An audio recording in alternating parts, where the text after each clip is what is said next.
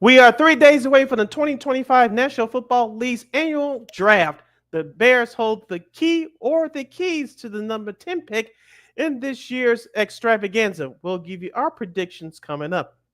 In baseball, the White Sox refuse to get swept by the Red Sox. And happy Patriots Day to all those who celebrate. We'll give you that note in just a moment. The Cubs failed to sweep the Diamondbacks, but they still will remain the top of the NL Central's division. We celebrate a special anniversary for Old School TV Monday, and the Hockey Stanley Cup playoffs are off and running. That and a whole lot more is the Monday extravaganza of Second City Sports starts right now.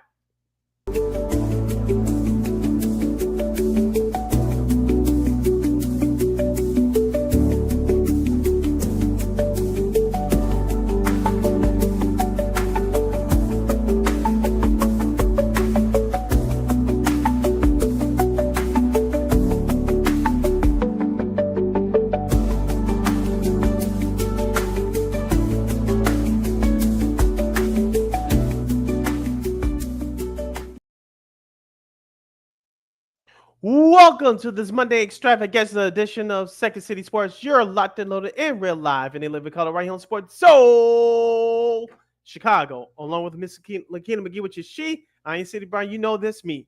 You can follow yours truly on the Twitter, X, in the IG at SidKid80. Once again, it's SidKid80. That's SIDKID80. That's SIDKID80. It's not Ryan Poles trying to call. Are you following my kid McGee on the Twitter, X, again, IG? You sure that's not Ben Johnson either? Make sure you download that Sports Zone Chicago app wherever you get your apps. Please follow Sports Zone Chicago on all social media platforms on Facebook, X, Instagram, and YouTube. Please subscribe to our podcast. We are located at Ward Media Podcast. That's WARR Media PODCASTS. We're on all podcast platforms, including the iHeartRadio app. And while you're ready, please give Ward Media a follow at WARR Media on all social media platforms. And thank you very much in advance for your support. Like, share, subscribe, and tell your friends. We're not unapologetically fun, and we have very definite opinions. If you have any definite opinion during our 2-hour extravaganza we call a Sports Talk Radio Show, you can definitely hit us up at Sports Zone Chicago's Facebook page or at Sports Zone Chicago on YouTube. Type in those questions or comments in the comment section of the keynote and get the up on the screen for you. But you decide to troll and or do something silly, dumb, or stupid, I've given LaKeena full powers to give you dumbos to bill and be a boot. Toodles. But before we begin, shout out to the replay again that's checking us out on the replay on our Sports Zone Chicago's Facebook and YouTube pages. But most importantly, much love to the live game that's checking us out live, LIVE, right now, also on our Sports Zone Chicago's YouTube and Facebook pages. And don't you ever forget our motto, we will always provide.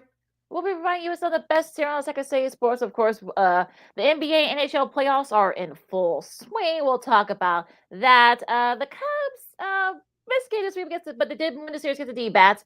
The Sox are playing right now as we speak, trying to salvage a split against the Red Sox, as this is Patriots Day. Happy Patriots Day, it says it for all those who celebrate. And some sports media news. Cooper Flag goes to the NBA draft. Well, that's not a big surprise. And a Shocking. a special edition of Old School TV Monday. But first, Sid, thank goodness there's like 3 days away from the NFL draft. That will commence over at Lambeau Field. It won't be frozen. It will be a little bit warmer, but it will commence in Green Bay coming up on Thursday. And the Bears, of course, got the top. They're in the top 10. They've got the 10th pick.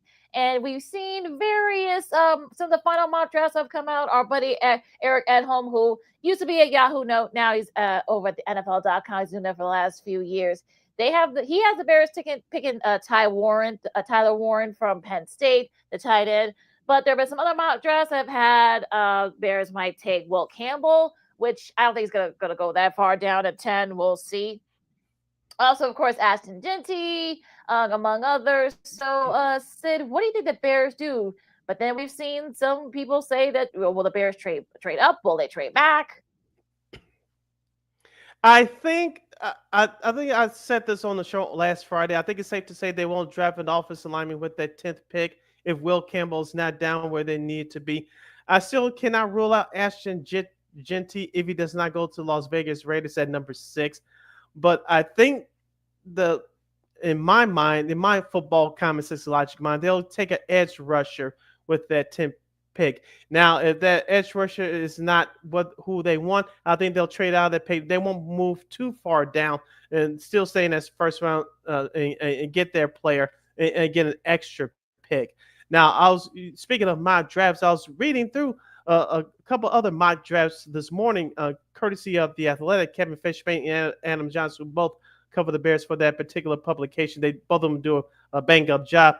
And Kelvin Banks Jr. was the selection for Kevin Fishbain with the Bears 10 pick. He predicted, of course, Adam John said Josh Connerly Jr., the offensive tackle out of Oregon. I think Kelvin Banks Jr. would be a good fit for the Bears, but do you really want to select him with that 10th pick? I think you could, if you really want to select him, you can trade that 10th pick and get some multiple picks and still get back in the first round and select them there. But as I maintained all off season, if the Bears select Ashton Genty with that 10th pick, I wouldn't be upset because of the way that Ben Johnson wants to build his offense like he did in Detroit. Mm-hmm. But if Ashton Genty is selected before that 10th pick, they should go with the defensive edge rusher to go opposite of Montez Sweat. Yeah, we talked about Shamar Stewart from A&M. Although there are some people that have got him going a little bit, earlier in the top 10. So we'll see what happens there. Now I've seen some mock drafts. You can tell there's like 100 different mock drafts, folks. You just bear with us. Missouri offensive tackle Armand Membu. I've seen a couple of those mock drafts to kind of beef up that line depth. So it really is sort of like it's really just going to depend after that number one pick. After, of course, Cam Ward goes to Tennessee.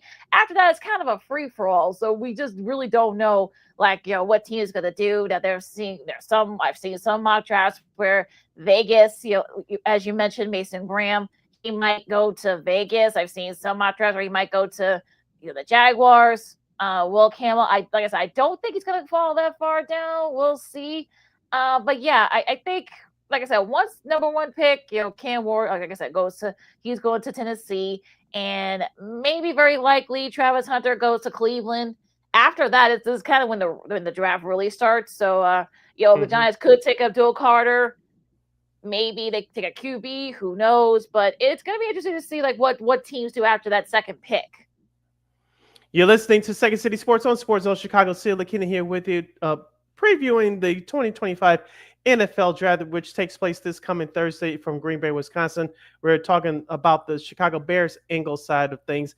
Now, the Bears, I believe, have 2 second-round picks, and going through the article in The Athletic earlier this morning, Adam Johnson has Mason Taylor being selected by the Bears, the tight end out of LSU, with the Bears' first second-round selection.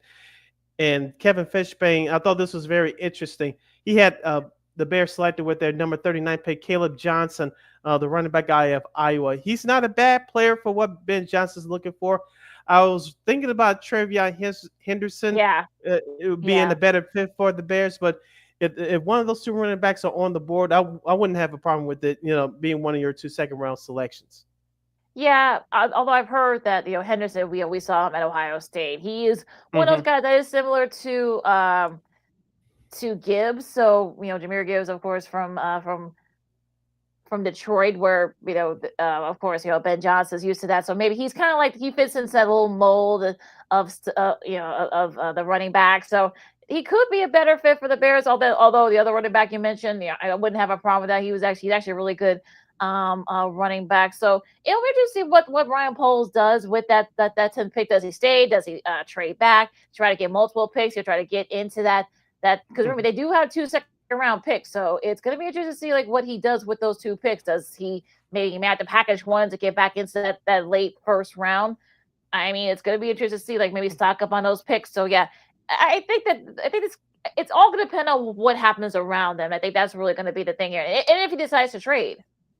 Yeah, I think I'm in agreement with you that I think it's a better chance. The odds are it's a better chance for Ryan Poles to trade one of those second-round picks and to get back into the first round to see to get the player that he wants. I think there's more odds are in his favor to trade one of those second-round picks that trade that number 10 pick. I think that number 10 pick, I think they already know what they're going to do. We talked about this on our last show on last Friday about Clay Harbor, now the new CHSN NFL analyst, and he said that he wouldn't be surprised if the Bears selected Ty Warren, the tight end out of Penn State. I said I know he's the best tight end in this draft, but there's a couple other tight ends that the Bears could select in the later rounds. So Harold Framing Jr. out of Bowling Green, keep out an eye for him. And there was another tight end that forget his name for the moment, but there's a couple of tight ends that the Bears could select in the later rounds that'll help solidify this offense to be their helpmate for Cole Kmet.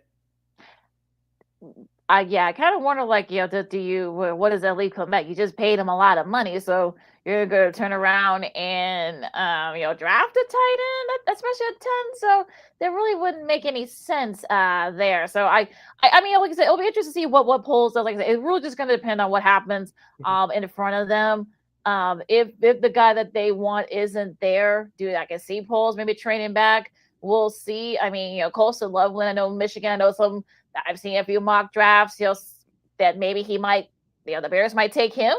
So again, it's really like I'm kind of over the whole like Lion season. I just want to let's just get to Thursday. Let's just get to the draft because oh, sorry kids, I disappeared for a second, but I'll be back in a minute. Y'all can hear me, but yeah, it's kind of interesting to see what do they do with that pick. It's really going to be the $1 million question. Yeah, and with that 10th selection for the Bears, I think they hold the cards to what they're going to do for the rest of their draft board here, and so the Bears, as I said, they have a lot of holes to plug in within their roster. The two biggest needs are offensive tackle and defensive end, and I think they'll get depth on the offensive line in the later rounds, but you need to select a defensive edge rusher with that 10th pick, in my opinion. In my personal fantasy world, if Mason Graham will fall to number 10, I think that's a perfect selection for Chicago, but I don't think Mason Graham is going to fall that far. I think he's going to go to the Giants, the Patriots, or the Jaguars, one of those three teams. And all those three teams have the next three picks the Giants, I believe, at number 3, Patriots at number 4, and Jaguars at number 5. So I think Mason Graham is going to go to one of those three teams. Shamar Stewart, I wouldn't be mad at it if the Bears select him with that number 10 pick, but I don't think if the Bears would want him, you're going to select him that high. So with the Bears, I think Ryan Post is pretty much set on what he's going to do, and whether we like it or not, we're just going to have to live with it. And the most important thing is whoever they select with that number 10 pick, they had to come in ready to go and make a big impact right away, because this Bears team, even though they're not Super Bowl contenders, even though Ben Johnson's entering his first year as head coach, this Bears team need to win and make some improvements after the disappointment of last year. So the players that select, especially with these first 3-4 picks on their draft selection board, they need to be impact players. You cannot afford to sit there for 1 or 2 years. It's just not how the league works today. All right, now some of the guys that will be there, on site, coming up.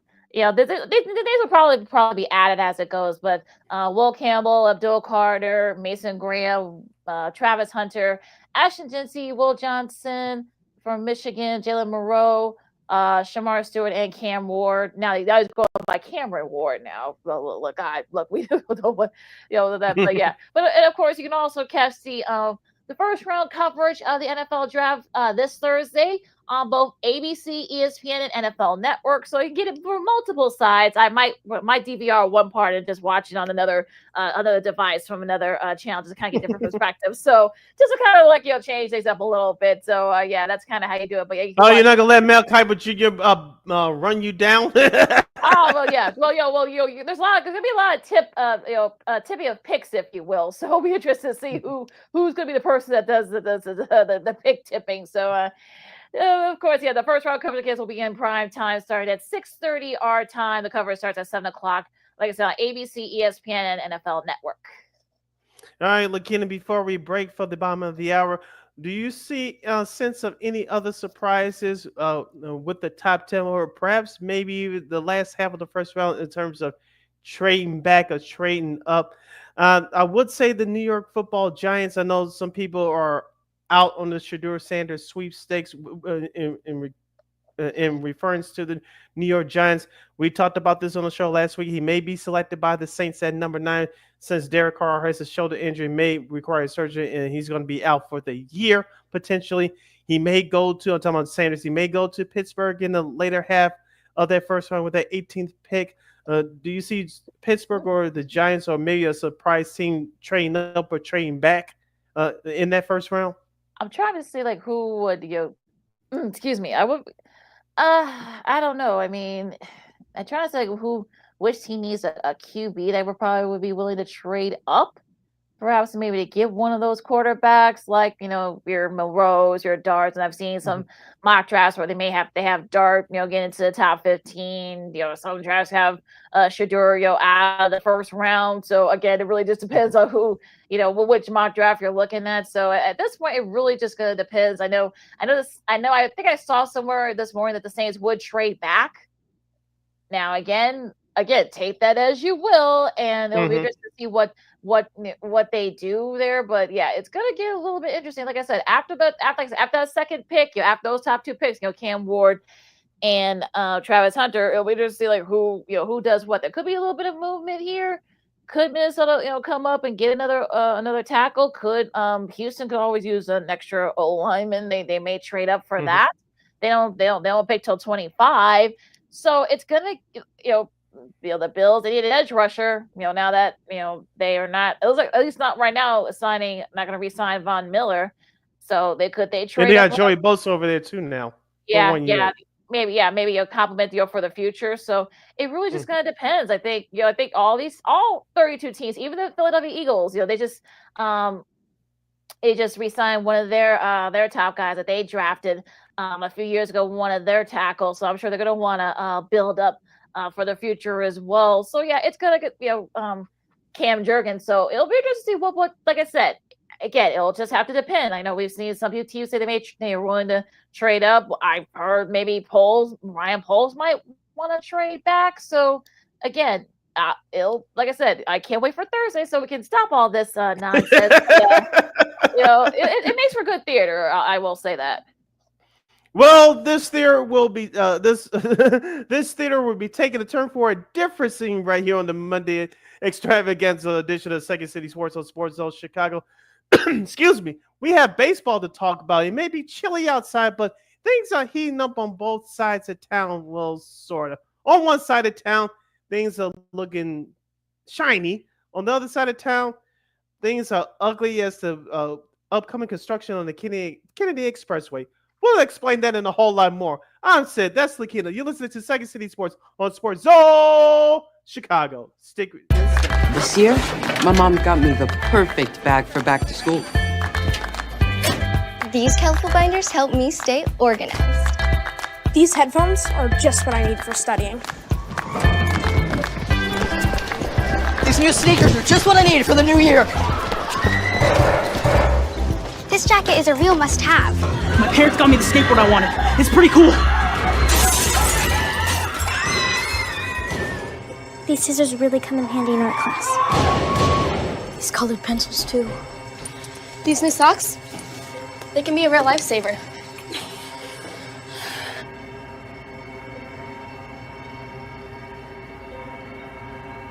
I finally got my own phone to stay in touch with my mom.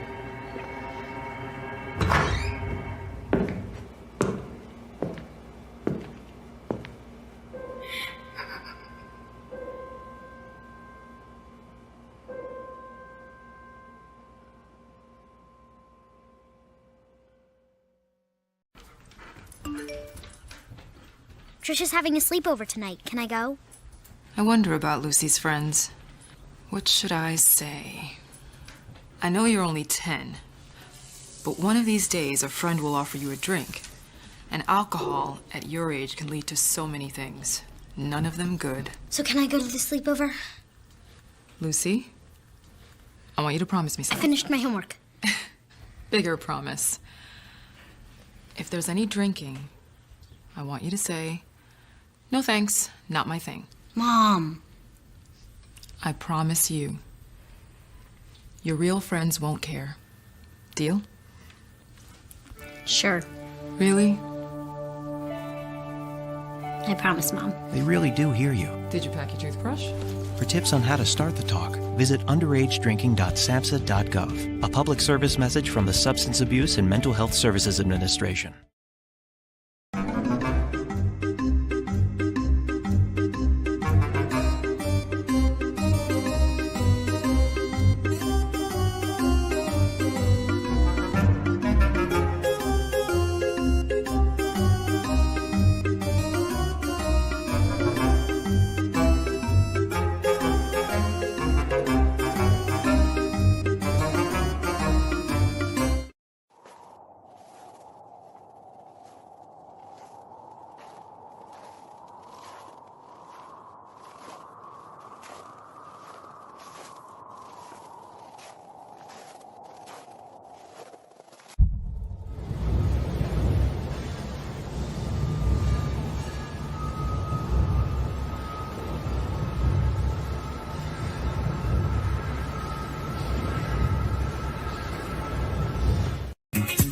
Hey, this is Dr. J, and I listen to Sean and Maya in the morning.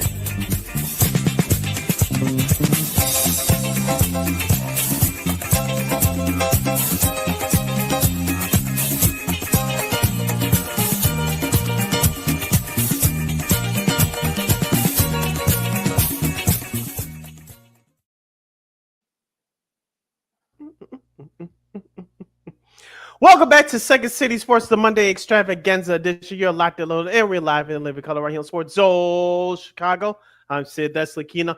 You can follow yours truly on the Twitter, X, and the IG at SidKid80. Once again, it's SidKid80. That's SIDKID80. That's SIDKID80. You find McGee on the Twitter, executives weekend, IG. You have any questions or comments for us as we dive into baseball, Cubs, Sox, everything else from the weekend, the best and worst of Major League Baseball? You can definitely hit us up at Sports Zone Chicago's Facebook page or at Sports Zone Chicago on YouTube. Type in those questions and comments in the comment section of the Kingdom and get the up of the screen for you.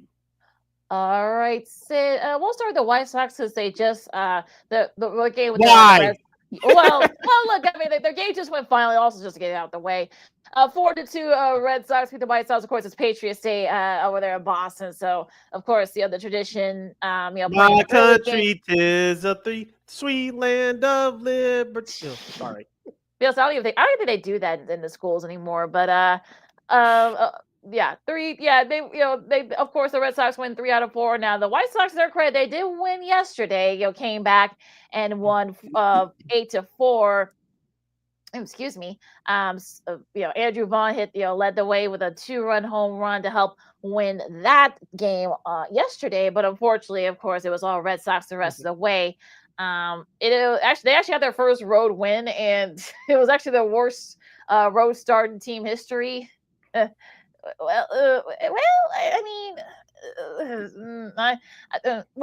think there's really nothing you can say about this White Sox squad at this point, but they're 5-16, and it was just, I really don't have nothing else to say about it, about the Sox. I mean, Carroll looked good. I mean, he helped finish it. He helped lead that rally too. You got a couple of RBIs, first couple of RBIs. So, that's saying something, I guess. Yeah, what stinks that Chase Mydrout, the future shortstop / second baseman, he went on the IL today. He's going to be gone for a little bit. But you mentioned about Edgar Quero is Quero for those of you scoring at home. He was called up almost a week ago this coming Thursday, and he's made an impact with his bat for this White Sox team now. Am I saying he's going to the Hall of Fame and he's going to become an all-star and all that stuff?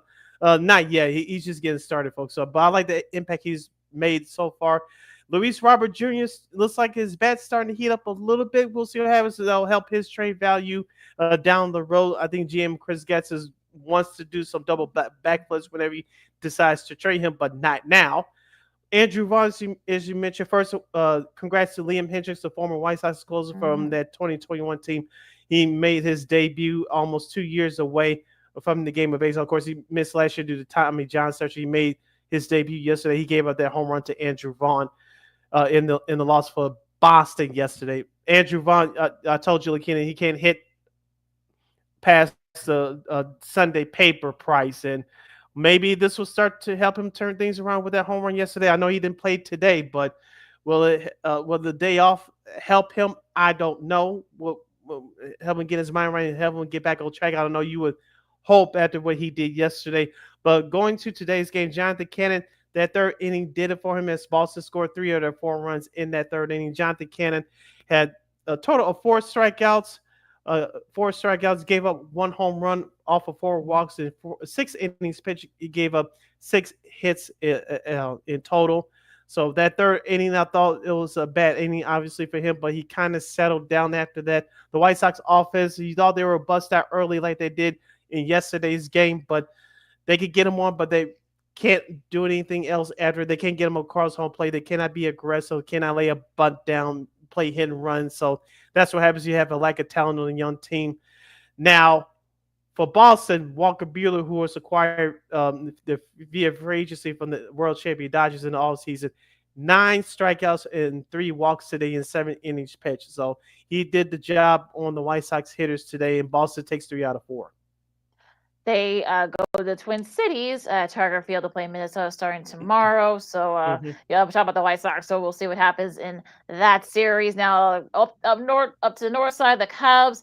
They went 2 out of 3 against the Diamondbacks. I mean, again, a sweep would have been nice yesterday, but after coming back, after giving up a lead and coming back, in that Friday game, that was just very weird, to say the least.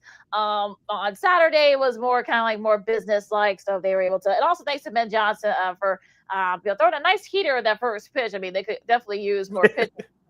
Just say it, but unfortunately, Naylor's RBI single, that was a difference for them in the extras as the Diamondbacks avoid getting swept, avoid the sweep from the Cubs and salvage a win. But look, the Cubs, you hope that this doesn't become a trend, especially with the bullpen, giving up leads like that. But they did come back and win, so I guess that's that helps a little bit. They did win the series. They gear up for the Dodgers starting tomorrow, but at Wrigley. But yeah, I'm hoping that this is not going to be a thing where we have to take anxiety medicine every time I see the Cubs bullpen. The Cubs got a big lead.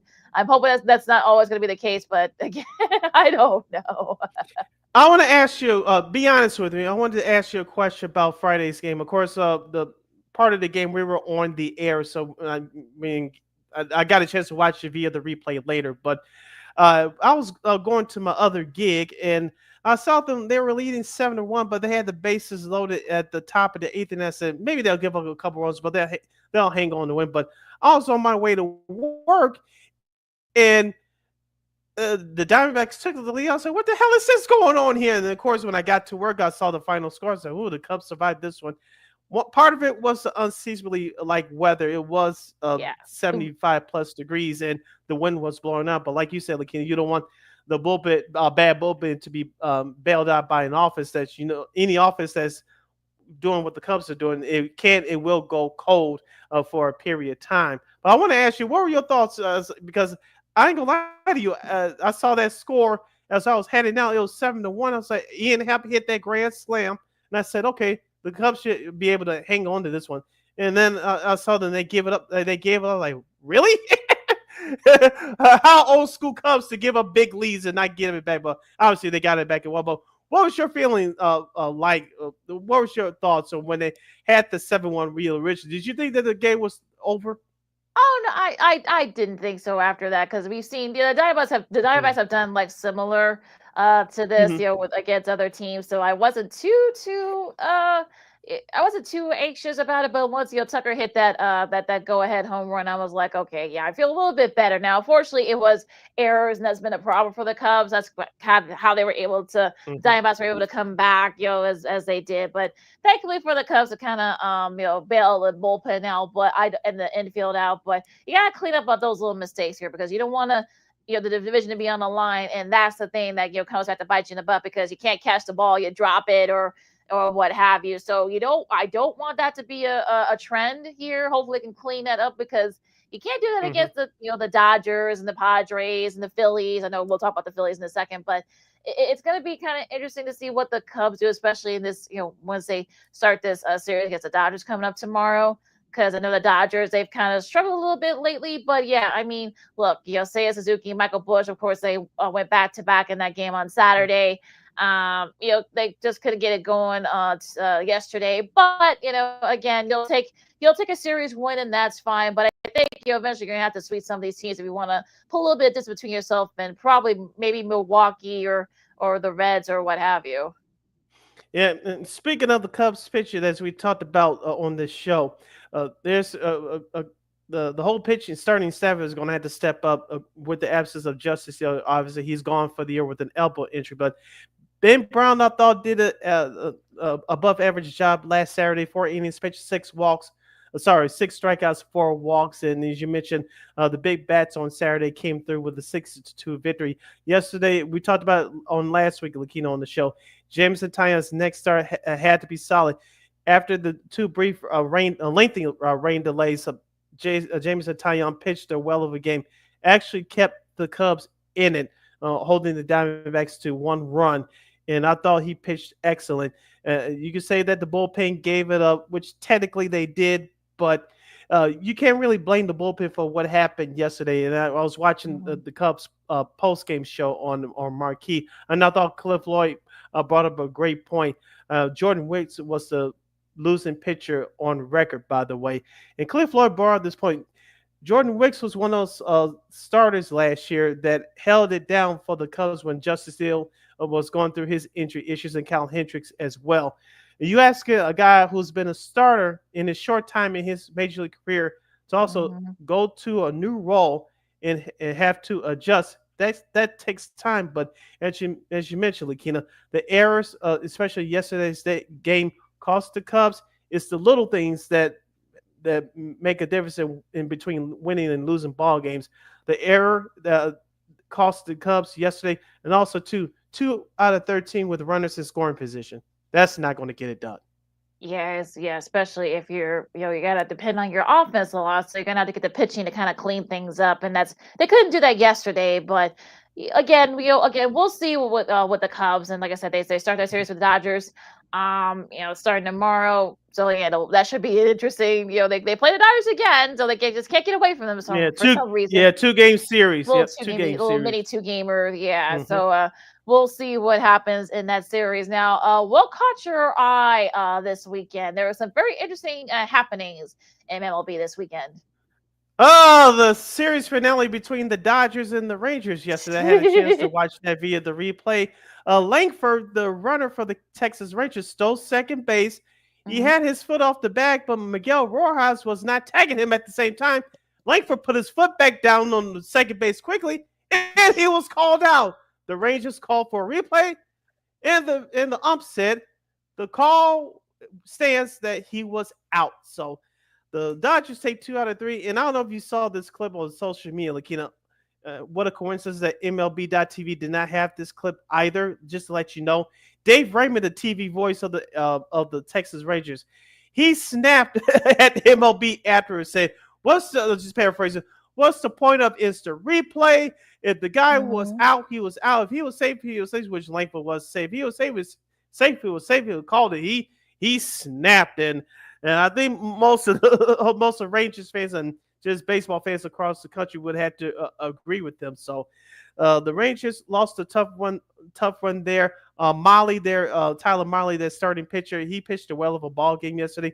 And on the flip side, Tyler Glass now left with an injury in the 5th inning. So we'll see what happens with that. Dodgers, it looks like they're starting to deal with injuries again, and they're starting to say you already have Blake Snell on the shelf on the IL for a while. So looks like the Dodgers are dealing with injuries to their starting rotation again.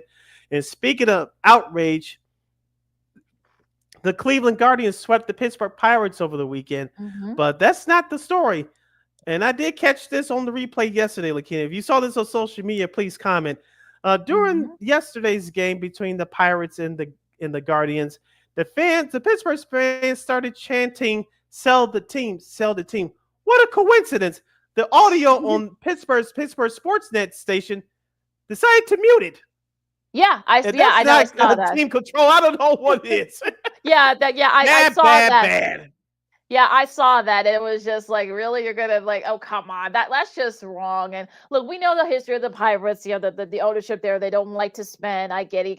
You got Paul Skeens. He had his own bobblehead day over the weekend. okay. But again, you got to build, besides him and poor Andrew McCutcheon. He came back so that he can try to maybe win with with his first team that he played with.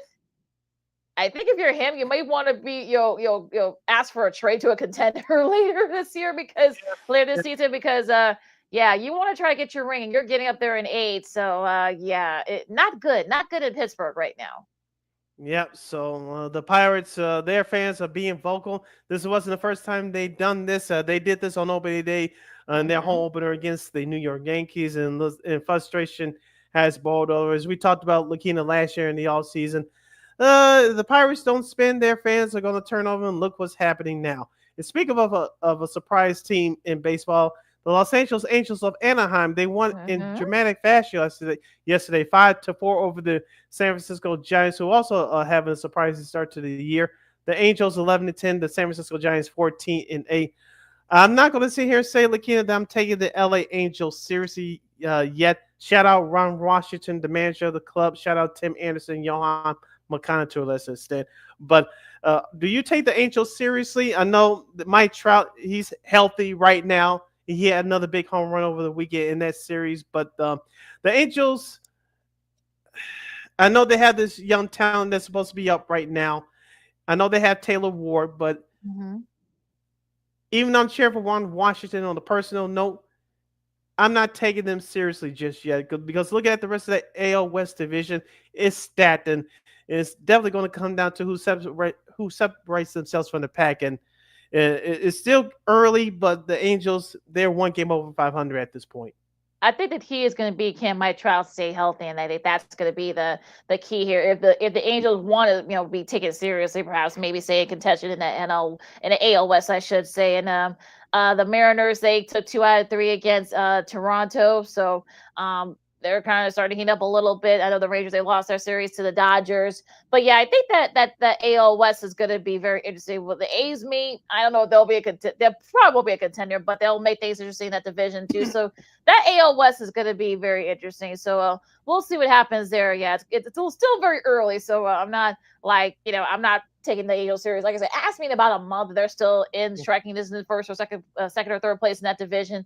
So we'll see what happens with them. Now to the NL East, a nice little ego boost for the Phillies. They did lose the rubber match. Didn't get the sweep from the Marlins, but they did win 2 out of 3.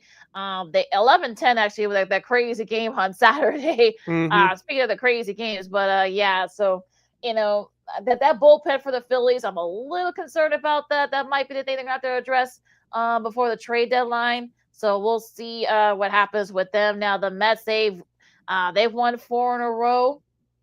They swept the Cardinals. The last time they done that, they actually went all the way to the World Series in '86. So take that as you will. But so Juan Soto's starting to heat up too. Yeah, so is Pete Alonso as well. So they did this last year. They fell off a bit. So we'll see if they can manage that. So yeah, that NL East between Atlanta, I know they've swept their series too, but yeah, they're in last place right now. Still, so that's going to be interesting. But yeah, the Nationals they're not going to be in contention. Obviously, we'll see if the Braves can get out of the basement in that division. But going to be interesting in the Mets and the Phillies in the NL East.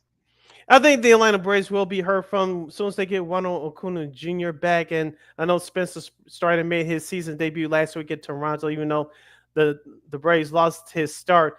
Once you get those two guys back and going, I think the Braves will get out of it. Now, like you say, it helps where you sweep the Minnesota Twins, but you still got to keep this momentum going. They have a tough schedule ahead for them this week. We'll get to that in just a moment. So I think the Braves will be heard from.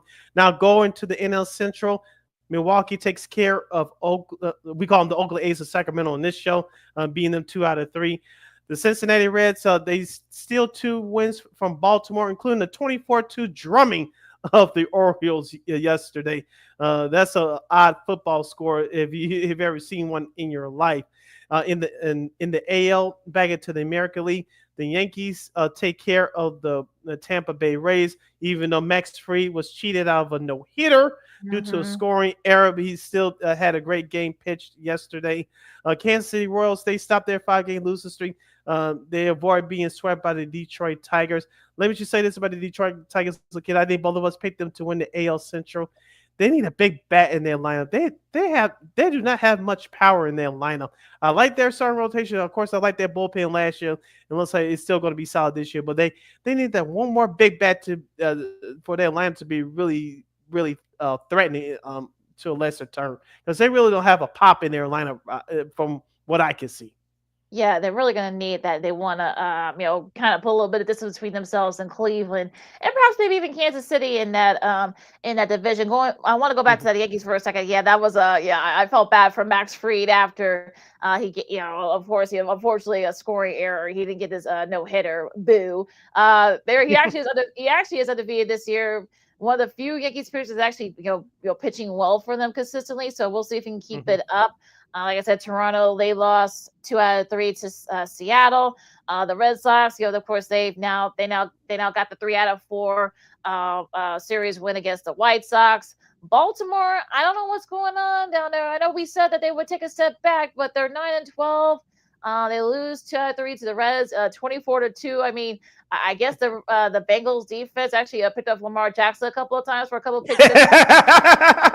Touchdown. That has never happened, by the way. I don't think that the Bengals defense, of course, they got to, speaking of teams that got to address needs there, you got your offense now, you got to get your defense going. But I mean, Baltimore, it's just, Jackson Holliday's been one of the few guys that has played well for Baltimore, but Cedric Mullins too.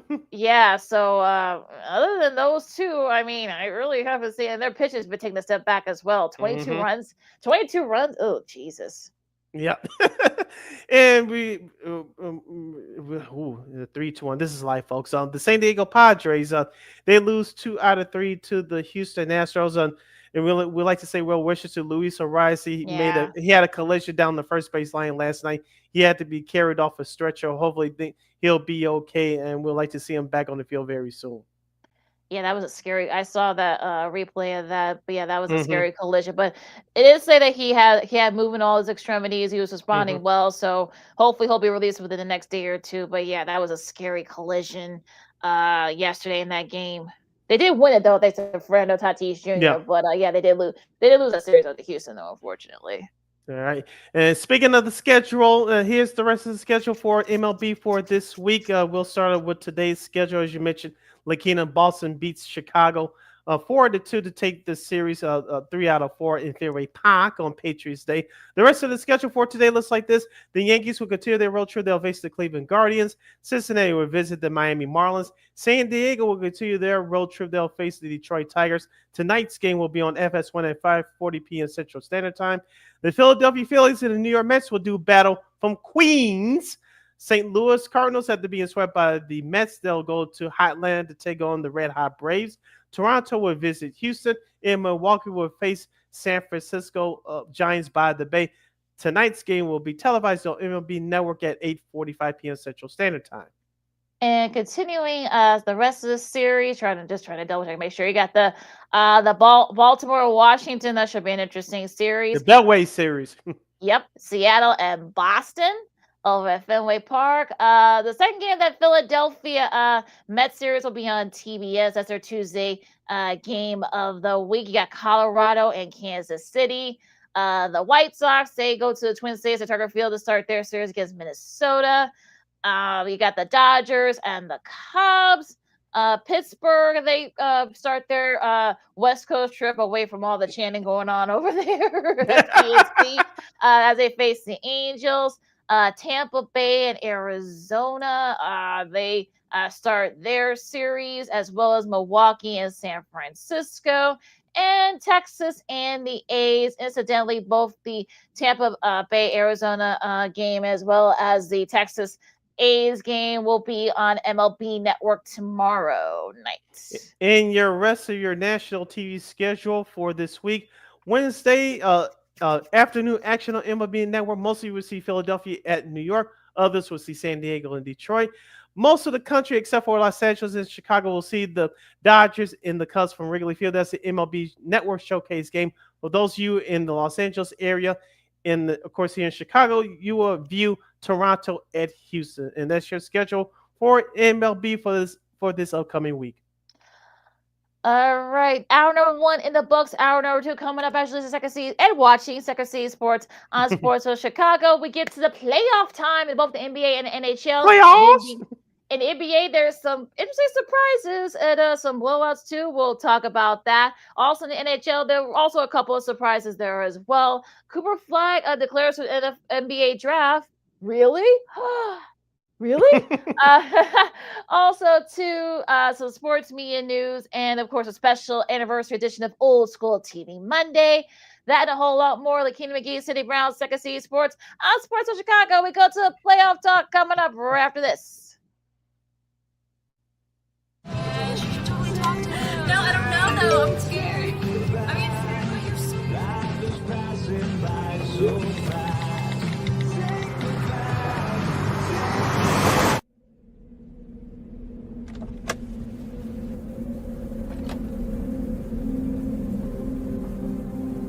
Do you know that you're in my lane? No, not at all. Are you not paying attention? Are you texting? I was just checking in with my mom. I was telling her that I thought we'd be home by 6. It's okay. There's enough time. Just pay attention. I'm not even halfway through my text. There's no way. I'm not even going to look up. My babies are in the car. You have to pay attention. It's just supposed to be a quick text. I'm so sorry.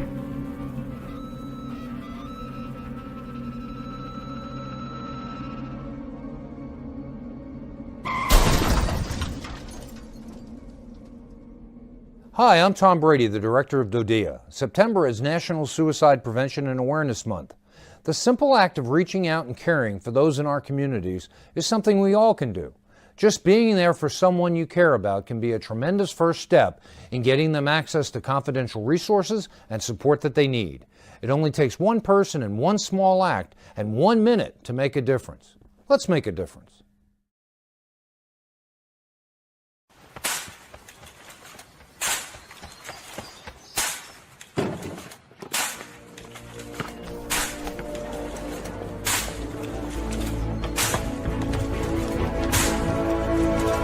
Salvage!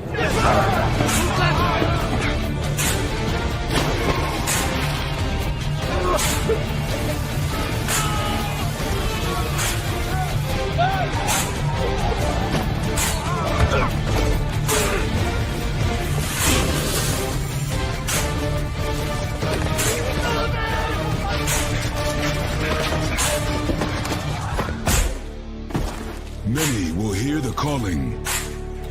Few will earn the title.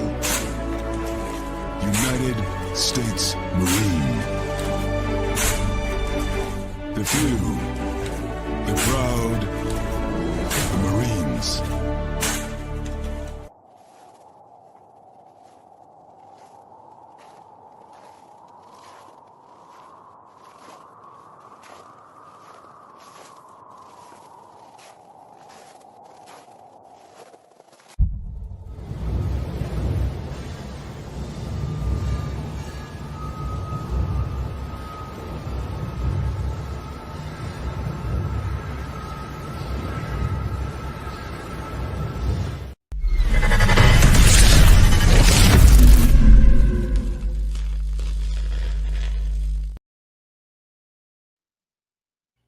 Welcome back to hour number 2 of this Monday extravaganza edition of Second City Sports. You're locked and loaded, and we're live in living color right here on Sports Soul Chicago. I'm Sid. That's LaKeena. You can follow yours truly on the Twitter, X, and the IG at SidKid80.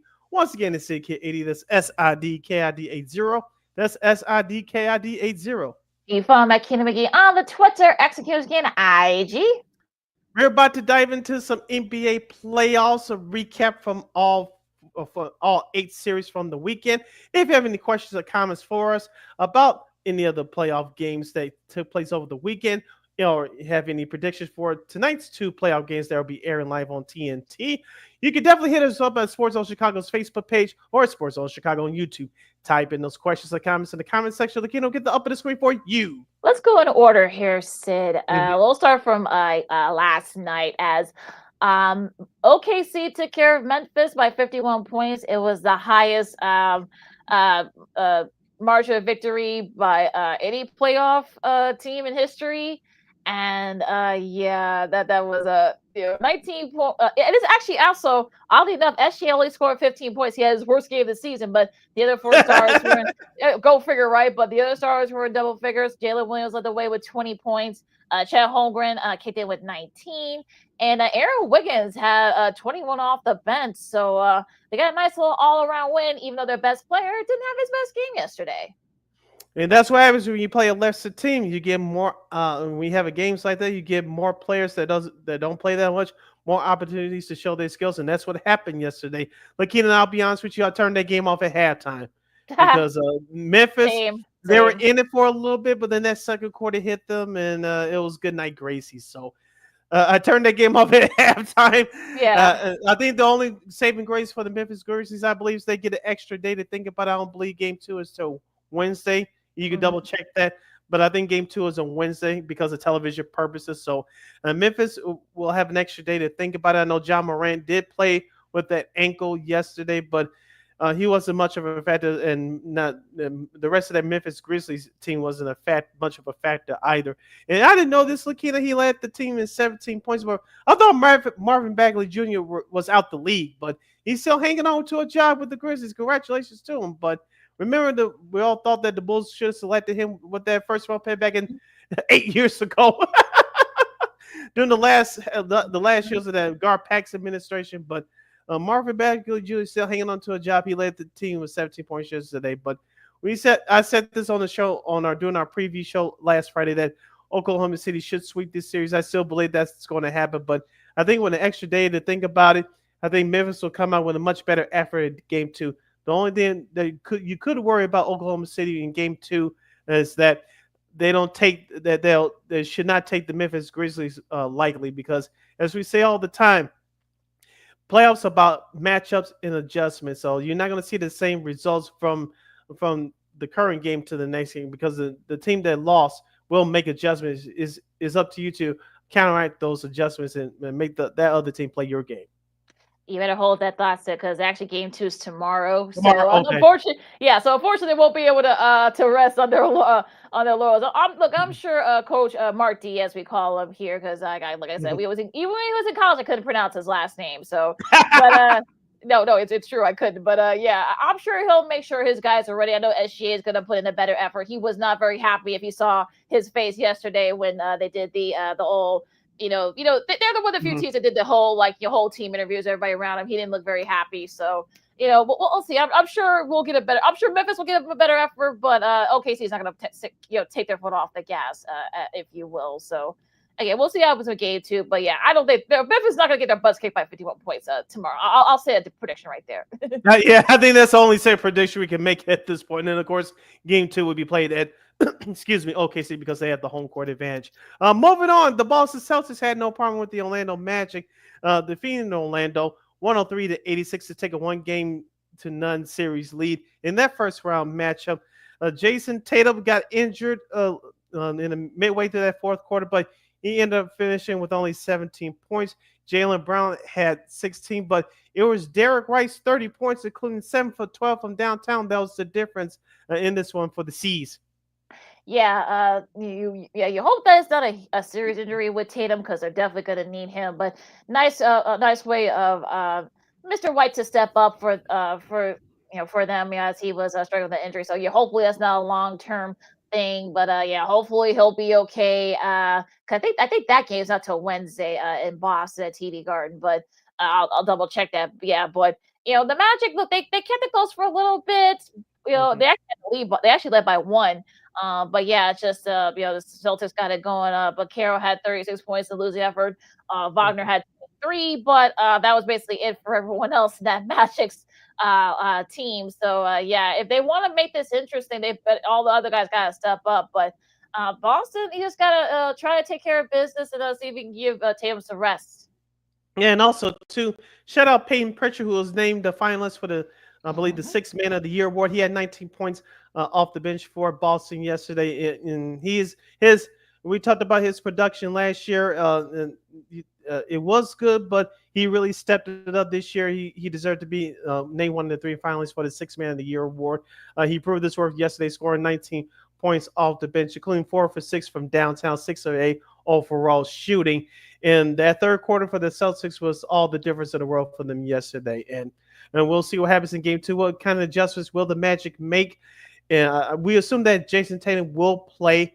But besides that factor, what adjustments that the Magic head coach Jamal Mosley will make for Orlando? Because Jaylen Brown didn't have his best game yesterday, even though he didn't need it. Derek White, as I mentioned, went off yesterday, especially from three-point land. We know Boston is the best three-point shooting team in the league. They take over 30 to 40 attempts from 3 per game. So if you head coach Jamal Mosley of the Magic, what can you do? What adjustments can you make between now and game 2?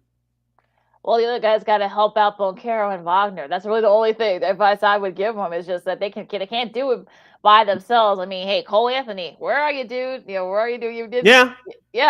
You scored only 4 points off the bench there. Corey Joseph, you had 26. You played 26 minutes. You didn't score any points, really, dude. KCP, Caldwell Pope. I mean, this is not your first time in the playoffs, dude. Like you only scored 6 points in 35 minutes. Come on now. So, yeah, I mean, other guys got to step up because if not, this series could end very quick for Boston. And I think if you're Boston, that's fine with you. Yep, the Magic will lead that. The Boston Celtics lead their best of 7 first-round series, 1-0-0. So the nightcap of last night, in the other Eastern Conference Finals first-round series, it was the Cleveland Cavaliers over the Miami Heat, 121-100. Miami did keep it close for a minute, but Donovan Mitchell scored 30 points for the Cavaliers to lead that team in scoring, but it was Ty Jerome. That's right, folks. Ty Jerome, who's the second nominee for the NBA Sixth Man of the Year award. He only played 2 games last year, but he played in the majority of the games this year. But last night, he scored 28 points coming up off the bench, including 5 of 8 from downtown. He hit 3 of those 3-point shots in the fourth quarter. Half as yourself a night, young man. The Cleveland Cavaliers came out more aggressive. Darius Garland did his thing.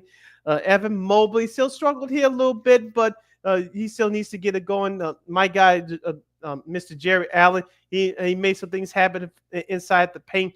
But the Cleveland Cavaliers said to the world, hey, their slogan, let them know. Well, they let the world know on that last night. Well, while they're the number 1 seed in the Eastern Conference, defeating the Miami Heat in Game 1. Yeah, happy birthday to Jared Allen. He turned 28 yesterday. Ty Jerome, I remember that name. Of course, he was part of the national championship team over at Virginia. It's good to see that he's playing very well. Of course, Sixth Man of the Year. We'll go through the award nominations before the break. But 28 points, a career high for him. Didn't really. I mean, look, I know Mobley struggled a little bit. He only had 9. So did Max Strus. But good for Jerome for stepping up.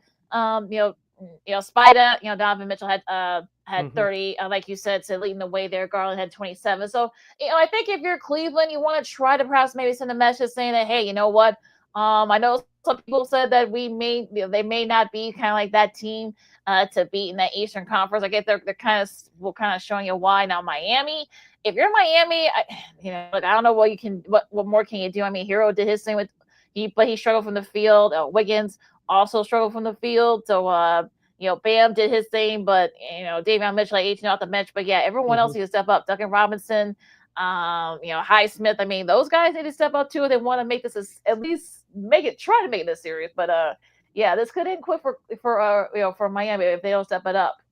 Yeah, I think Miami's calling card is defense, and they did that a little bit toward the end of that first half and a little bit to start the second half. But that fourth quarter was all the difference in the world for the Cleveland Cavaliers, as I mentioned, with Ty Jerome's 3 3-pointers, 3 of his 5 3-pointers were made in that fourth quarter there, and Miami went down in flames, no pun intended. So, as you mentioned, LaKeena, what adjustments that Eric Spoelstra will make for Miami? Will they double team Donovan Mitchell?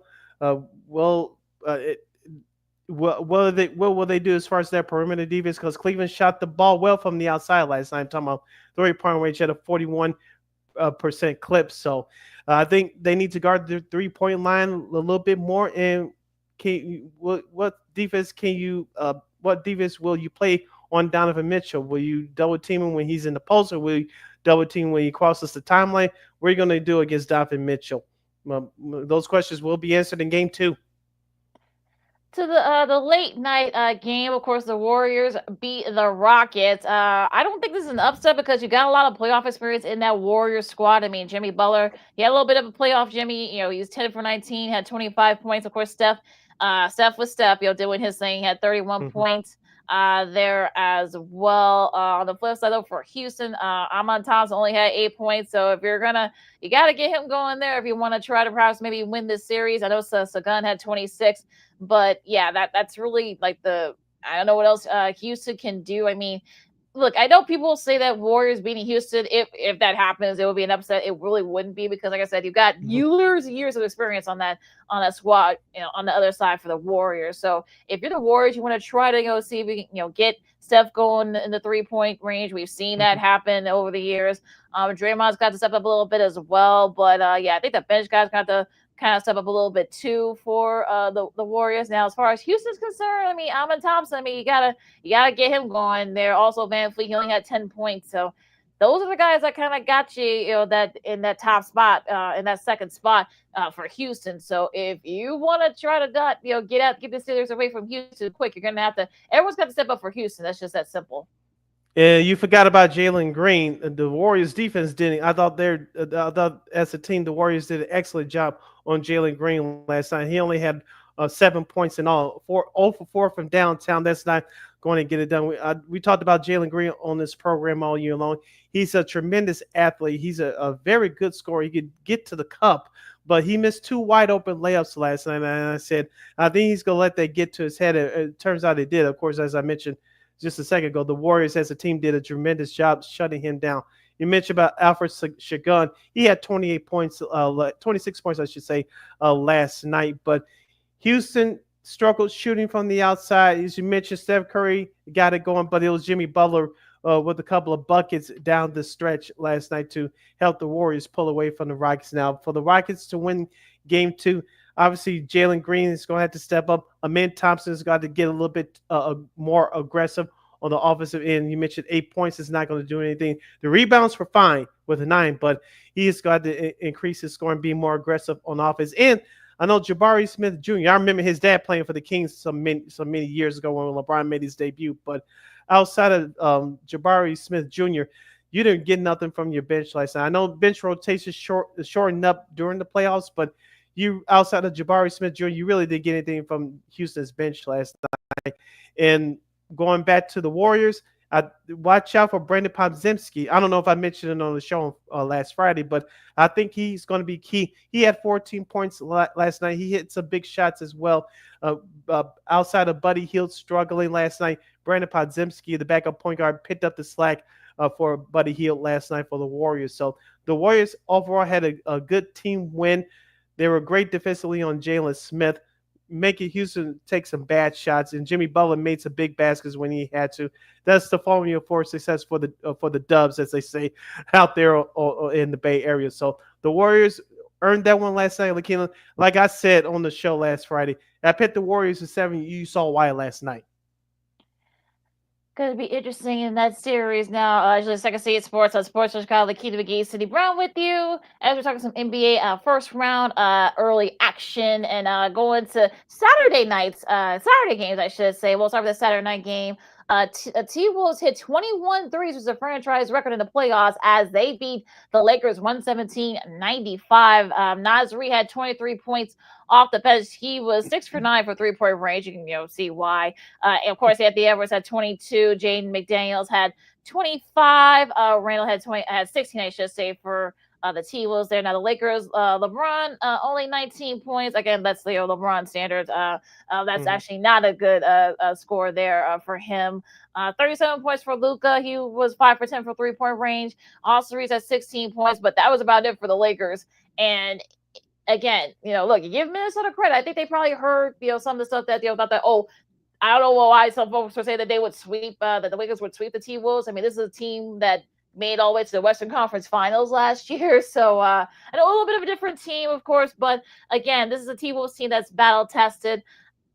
So for me, I think the Lakers, they got to get there outside of LeBron and Luka and Reeves. They got to get going. Hachimura, you got to get him going. Hayes, you only score 1 point. Really, dude? I mean, it's really good. It's really the supporting cast. I mean, LeBron's 40 now, folks. He can't do it by himself, even with Luka. So they got to get everybody going.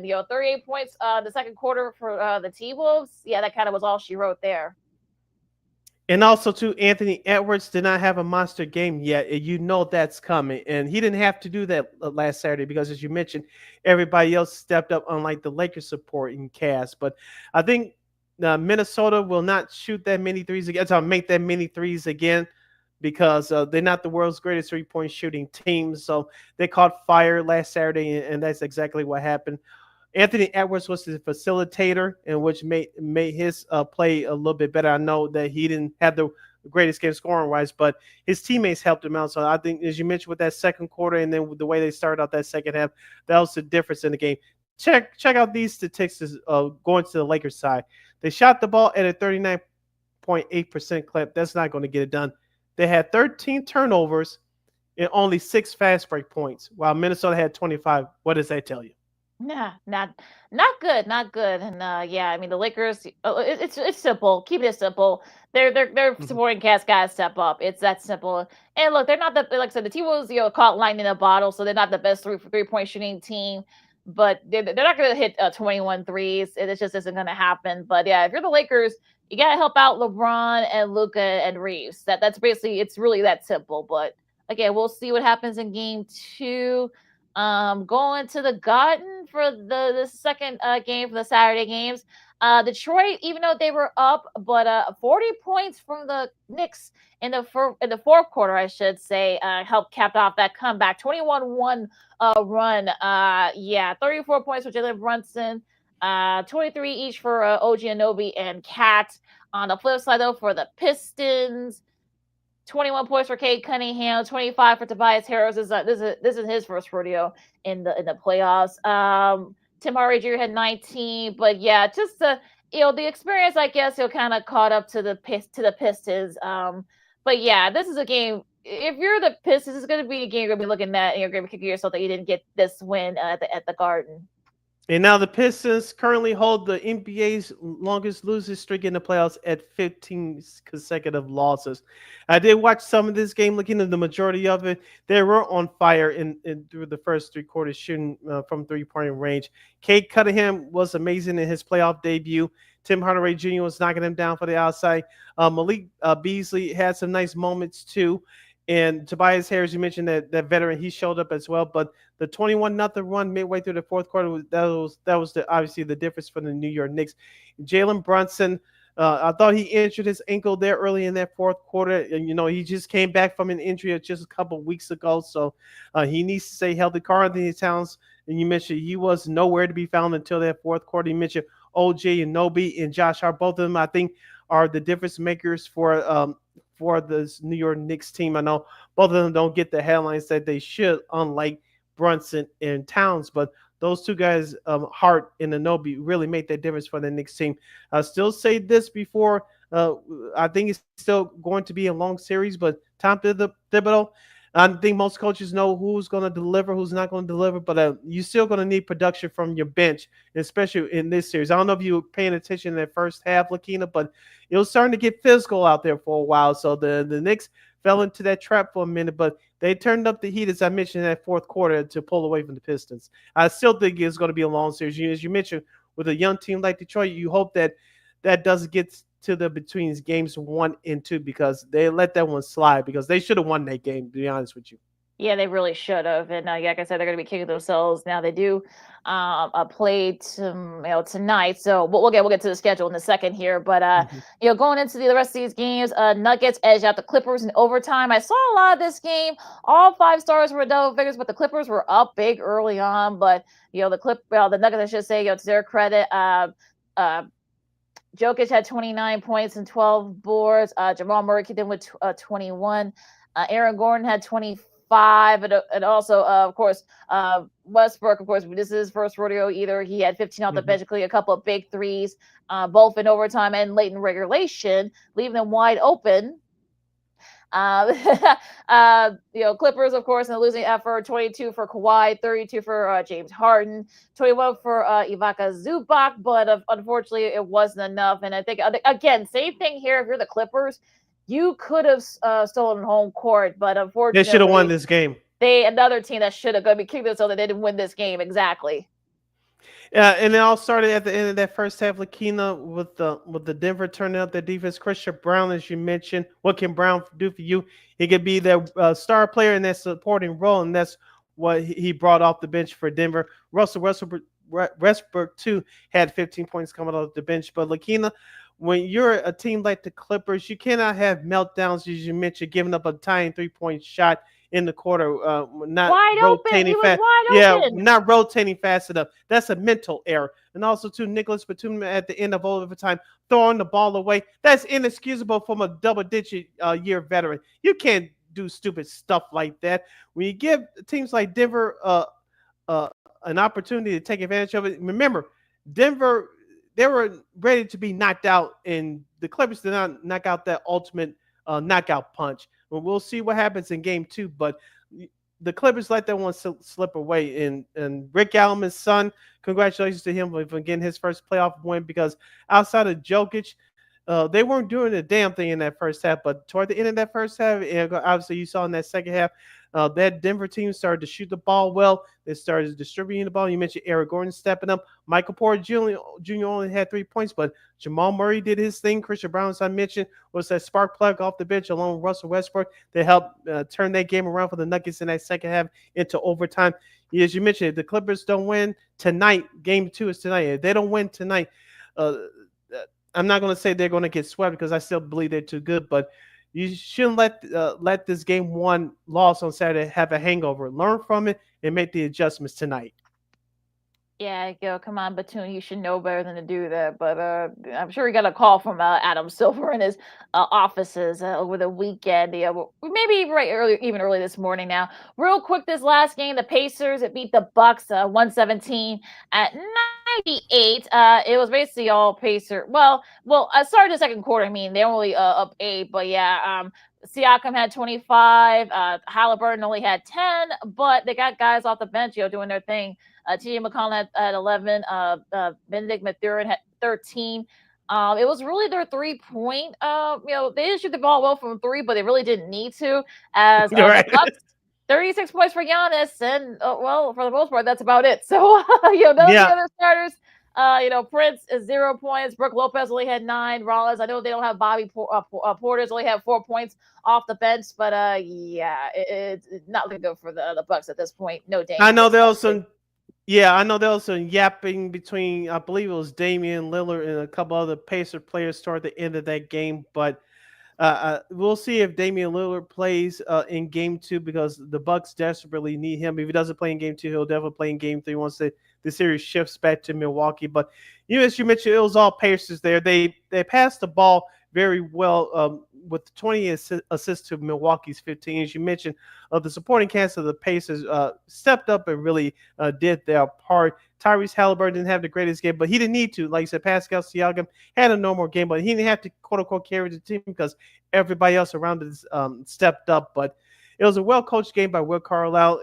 On the flip side for Milwaukee, Doc Rivers, Damian Lillard's return can help, but you really got some problems. You really need to tighten up defensively in the interior.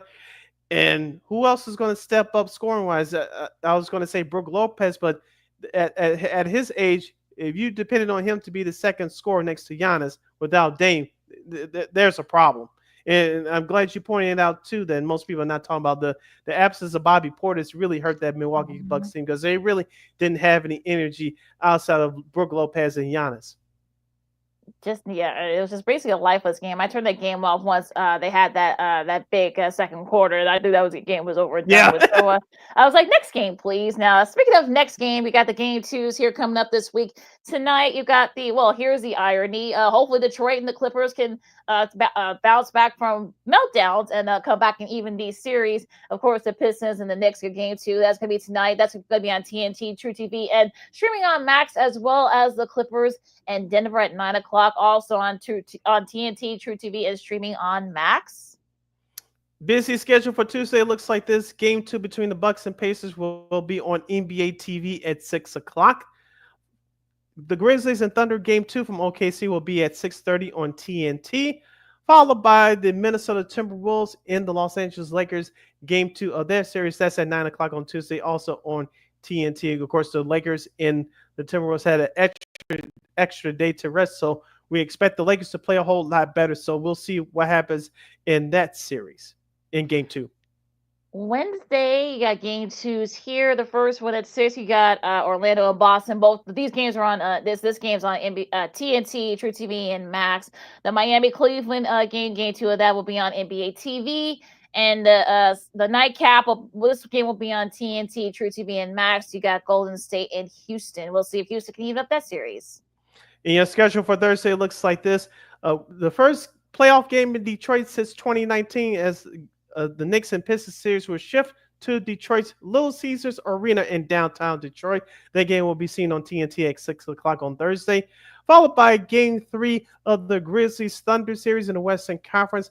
That series will be Game 3 will be in Memphis, and of course at 8:30 and at 9 o'clock on Thursday on NBA TV. Game 3 between the Nuggets and the Clippers, and this will be the Clippers' first playoff game in a new Intuit Dome. And that's your schedule for the NBA playoffs this week. And real quick, the NBA awards, they announced their finalists. We talked about Ty Jerome for these awards are presented by Kia. Sixth Man of the Year, of course, it'll also be Malik Beasley of Detroit, and Peyton Pritchard for Boston. And Rookie of the Year, it'll be between Stefan Castle of the Spurs, Zachary Richier of Atlanta, and you got Jalen Wells of Memphis. Coach of the Year, Kenny Atkinson from the Cavs, JB Bickerstaff for the Pistons, and Ime Udoka from Houston. Most improved player, you got Kate Cunningham from Detroit, Dyson Daniels from Atlanta, and Ivica Zubac of the Clippers. Defensive player of the year, you got Dyson Daniels from Atlanta, Draymond Green from Golden State, and Evan Mobley from Cleveland. The clutch player of the year, you got Jalen Brunson from New York, from the Knicks, Anthony Edwards from the T-Wolves, and of course, Jokic from the Nuggets. Speaking of Jokic, he's also another finalist once again for MVP, as well as SGA from OKC and Giannis from Milwaukee. No LeBron for MVP. So yeah, I'm sure a lot of Lakers fans are going to be pissed about that, but I digress. But any real arguments or gripes with the list? Maybe Giannis for MVP, but I'm not going to waste my breath on that. Remember, folks, these are all regular season awards, obviously not for the playoffs. But I think SGA should get that MVP. I think the most competitive field is the Sixth Man of the Year. Read that list again real quick. Sure. Hold on. Ty Jerome, of course, Malik Beasley, and Peyton Pritchard. That's the award I'm looking out for. So that's gonna be interesting. Who wins that? I think my prediction is Peyton Pritchard will probably get it, but I think the favorite is Malik Beasley from Detroit, given the fact he's played a big part in the Pistons turnaround this year, getting back to the playoffs for the first time since 2019. Should be a good one here. So yeah. So yeah, I think I got all the awards here. So those are your finalists for the NBA regular season. They've emphasized that regular season awards for this season. All right, you listen to Second City Sports on Sports Zone Chicago. Sid LaKeena here hanging out with you. We gotta take our 2-and-2 timeout and get ready for our sports potpourri. Anything and everything goes within the world of sports and entertainment. We got to review recap the Stanley Cup playoffs, which started last weekend. We have a special edition of Old School TV Monday celebrating a special anniversary and a whole lot more coming up. I'm Sid. That's LaKeena. You're listening to Sports Zone Chicago. The This year, my mom got me the perfect bag for back to school. These colorful binders help me stay organized. These headphones are just what I need for studying. These new sneakers are just what I need for the new year. This jacket is a real must-have. My parents got me the skateboard I wanted. It's pretty cool. These scissors really come in handy in art class. These colored pencils, too. These new socks, they can be a real lifesaver.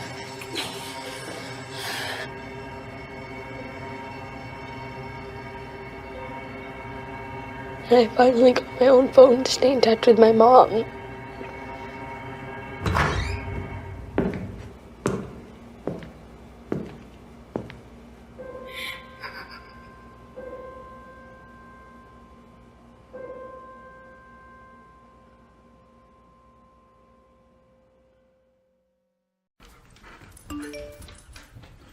Trisha's having a sleepover tonight. Can I go? I wonder about Lucy's friends. What should I say? I know you're only 10, but one of these days a friend will offer you a drink.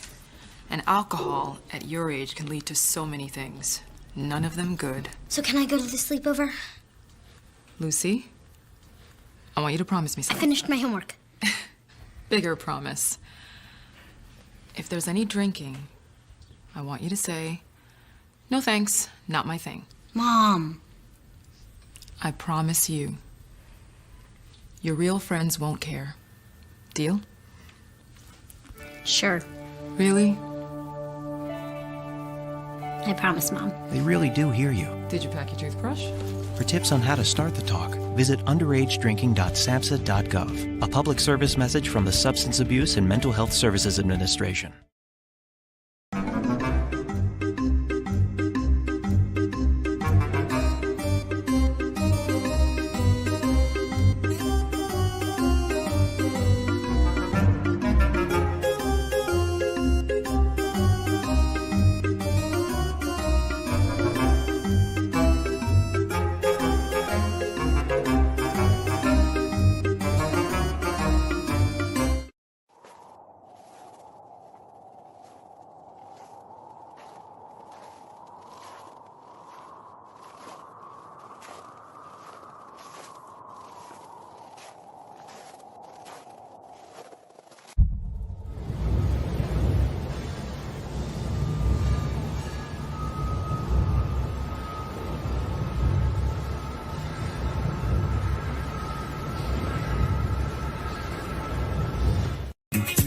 Hey, this is Dr. J, and I listen to Sean and Maya in the morning.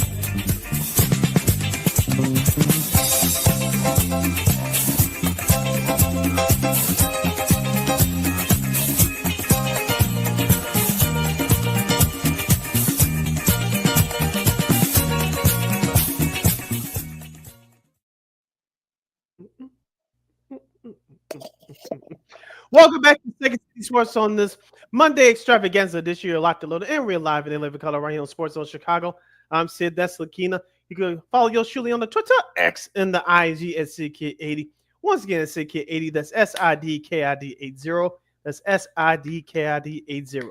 You follow McGee on the Twitter, X, and IG. If you have any questions or comments for us in our Sports Potpourri segment, you can definitely hit us up on our Sports Zone Chicago YouTube page and our Sports Zone Chicago's Facebook page at this moment. So any questions or comments you want to have for us in our last segment for the show today, leave them right there for one and all. And LaKeena will get them up on the screen for you. All right, Sid, again, we're going to do this in order for the NHL playoffs, which started this weekend. We'll start with yesterday's games. The Hurricanes beat the Devils 4-1, I should say. And it was, look, this is sort of a interesting game for a little bit. Devils, kept it close. But again, it was just just too much Hurricanes, and like I've been saying, Sid. I mean that I've been a fan of this Hurricane squad for a while now. That finished in the top. Stankoven scored twice for the Hurricanes, so that'll be an interesting series. Now, like I said, I didn't say it was going to be a sweep, but I know the Devils could definitely give the Canes all they can handle. But look, they're getting healthy. I think that's all you can ask for if you're the Hurricanes and if you're Rob Brindamore especially. Yeah, I thought that this was going to be a physical series. I think it's still going to be a physical series, and I think it's going to come down to the power play as well. I know that the Devils, I believe, out hit the Hurricanes yesterday, but as you mentioned, the Devils, the Hurricanes got the timely scoring yesterday. The Devils had a plus 11 advantage in hits, 52-41, and with the power play, the Devils were 0 for 2. Carolina was 1 for 3. So as I said, it's going to come down to not who's going to be the most physical, but who's going to take advantage with the man advantage, and Carolina did that yesterday. Yeah, the power play on this Stanhoven goal was also one of the goals was also a power play goal. So yeah, we'll see what happens. We'll see what happens in game 2. I believe they play tomorrow. I gotta double check that. But excuse me, second game from that from yesterday, start of the playoffs there. This time we stay in the East. You got the Maple Leafs just hammered the Senators 6-2. And no, look, I think the Maple Leafs are kind of one of those teams where, when we get to the playoffs, you just want them to actually do well. Marner had a goal and assist there in that game. It's going to be interesting what they do. But yeah, I think, look, Nylander and Tavares each had a goal as well as an assist too. So a total, definitely a team effort for the Maple Leafs. And we'll see the Senators. Can the Senators make the series interesting at the very least? Well, they had 15 penalty minutes, which led to 6 power play opportunities for the Maple Leafs, and the Maple Leafs scored on those opportunities 3 times. So the Ottawa did set the tone early, but Toronto took advantage of those with all of those man advantages, scoring 3 times. And LaKeena, as you mentioned, when it comes down to the playoffs, it's the little things that make a difference between winning and losing. Ottawa, they're a nice young team. They were a nice story in the NHL this year, but no, they just got outclassed yesterday, and they did it to themselves. Now, can they even up this series? I think they can, but I think Toronto's just too much for it. And Toronto took advantage of the Senators' mistakes yesterday, and that's what good teams do. Yeah, Stolar's also stopped 31 shots. So yeah, when he's going, that's a tough. They're tough to beat. The Maple Leafs are. So we'll see what happens in game 2. We'll go to the West this time, and this time the Knights beat the Wild 4-2, and I mean this game was interesting for a little bit. I mean, it was tied after the first intermission. Knights got a 2-1 lead, but then of course they outscored the Wild, and Hawden scored twice there, including the empty netter. And unfortunately, they just the Wild just couldn't get it going. I mean, they did get it going, but it was too late. Yeah, only 1 power play opportunity. They failed to take advantage of that. While on the flip side for Vegas, they were 1 for 2 for 2 rather, in their power play opportunities. And also, too, as I said before, it's the little things that help teams win in the playoffs, especially at this time of year where scoring chances are limited. In the block shots department, the Vegas were +9 in that department, 25-16. So Minnesota couldn't get shots through. They weren't as aggressive to end the game, but the Vegas, as you mentioned, from the second period on, in my opinion, played at their pace, and that's how they came up with that 2-goal win. Very, very good. And also, to Saturday's games, there was only 2 here, so we'll get through these real quick. Colorado just hammered the Stars 5-1. Nathan McKinnon had a couple of goals for the Avs, and it was basically all Colorado for the most part. And it's just, yeah, I mean, the Stars just couldn't get it going, unfortunately. Yeah, that third period did it for them as Colorado took advantage of them. I know Peter DeBoer, the head coach of the Stars, after the game said his team is still confident. You better be at this time, even though you lost 5-1. It was a 2-1 game going into the third period before the Avalanche, no pun intended, rained down on them. But this is the Dallas Stars' 8th straight playoff series, starting off with a game 1 loss. Of course, they won the other 7 previous series in which they lost game 1, but hopefully they'll turn that trend around coming up in game 2. I believe they play tonight. We'll see with the schedule coming up. So Dallas, I think I had them win in 6. So You definitely do not want to go down 0-2 to Colorado. Remember last year, Colorado didn't have all their guys healthy. They have most of their guys healthy this year, so it's going to be tough. But Dallas must get game 2. Carry that momentum you had in the first 2 periods. Forget about the third period from Saturday. Build off those first 2 periods, and you should be okay. Yeah, both the goals in the second period were very strange for Colorado. And Nathan McKinnon actually had a part in both of those goals. So you know that it was a little bit strange, but it doesn't matter. The style points don't count in NHL. He actually also took a puck to the face. So he had a very interesting game there. But they won. So the Avs won. So that's all you can ask for there. Now the other game from Saturday, Winnipeg. No trouble for the most part with the Blues 5-3. Kyle Connor, I think could perhaps maybe get a chance for MVP consideration. We'll see, but that go-ahead goal that kind of started it going there for the Jets. It was just like, wow, that was just it was I mean, you give the Blues credit for keeping it close, but yeah, it was just too much Winnipeg in the end. Yeah, you just stole the words right out of my mouth. St. Louis they're a nice, exciting young team, but Winnipeg is the most balanced team here and there to play here. I think I had them in the sweep. I'm not sure, but Winnipeg is going to win that series. Now, St. Louis did get physical on them early, piling up a lot of penalty minutes, but the Jets took advantage of it slightly with the power play. They were 1 for 4. Now, St. Louis did convert on 2 of their 3 power play opportunities, but as you said, LaKeena, it's the little things that make a difference in winning and losing games in the Stanley Cup playoffs. And Winnipeg took advantage of that. They're overall the better team. They showed that in game 1. I mean, I think I did say Winnipeg in 5, so we'll see if the if the Blues can get a win there. But yeah, that was a very physical game. But look, the Jets are pretty physical themselves, so we'll see if they can keep it up. But yeah, I'm hoping that the Blues they got a good future there. So we'll see what happens the rest of this series. All right, your Stanley Cup playoff schedule for tonight and for this week looks like this. We have 2 more series that kick off tonight. One of them is the Montreal Canadiens traveling to our nation's capital to face Alexander Ovechkin, the Washington Capitals.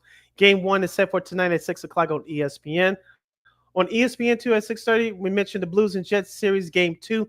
St. Louis trails that series 1-0. At 8:30 on the big ESPN is Game 2 between the Dallas Stars and the Colorado Avalanche. Colorado leads that series 1-0. Followed by Orioles and Kings. That's the last playoff series to have opened. It'll be on ESPN2 at 9 o'clock. The LA Kings have home ice advantage for that series. That should be an interesting series there. Now, incidentally, though, ESPN, I think this was mentioned before, but ESPN actually is in Winnipeg, whereas last year, the TNT, they did it remotely from the Canada game. So, we'll see what happens there. Now, this kind of goes into these games come up tomorrow. The the Devils and the Hurricanes. That's going to be the early start to that one, 5 o'clock on ESPN. So we'll see if the Devils can make that series interesting. Ottawa and Toronto. We'll see if Ottawa can even that series as well. Also, game 1 of this series, the Battle of Florida. You got Florida and Tampa. That's at 7:30 on ESPN. You got game 2 between Minnesota and Vegas. That's going to be the nightcap as a kind of a triple header / quadruple if we count ESPN2. That game, that's at 10 o'clock for Minnesota and Vegas. Real quickly, Kenan, why are you having a playoff game starting at 10 o'clock Chicago time? Which is 8 o'clock for Vegas time. Yeah, I know. It's in Vegas, so I don't know. Maybe it's just how the television schedule is set up, because remember, all these games are on ESPN networks, so I don't know. But remember the Blackhawks started this. I can't believe this is the 10th anniversary of that team. Yeah. We'll talk about that once the anniversary gets there. But remember, I think it was against Nashville that year. LaKeena, I think it was like game 3 or game 4, because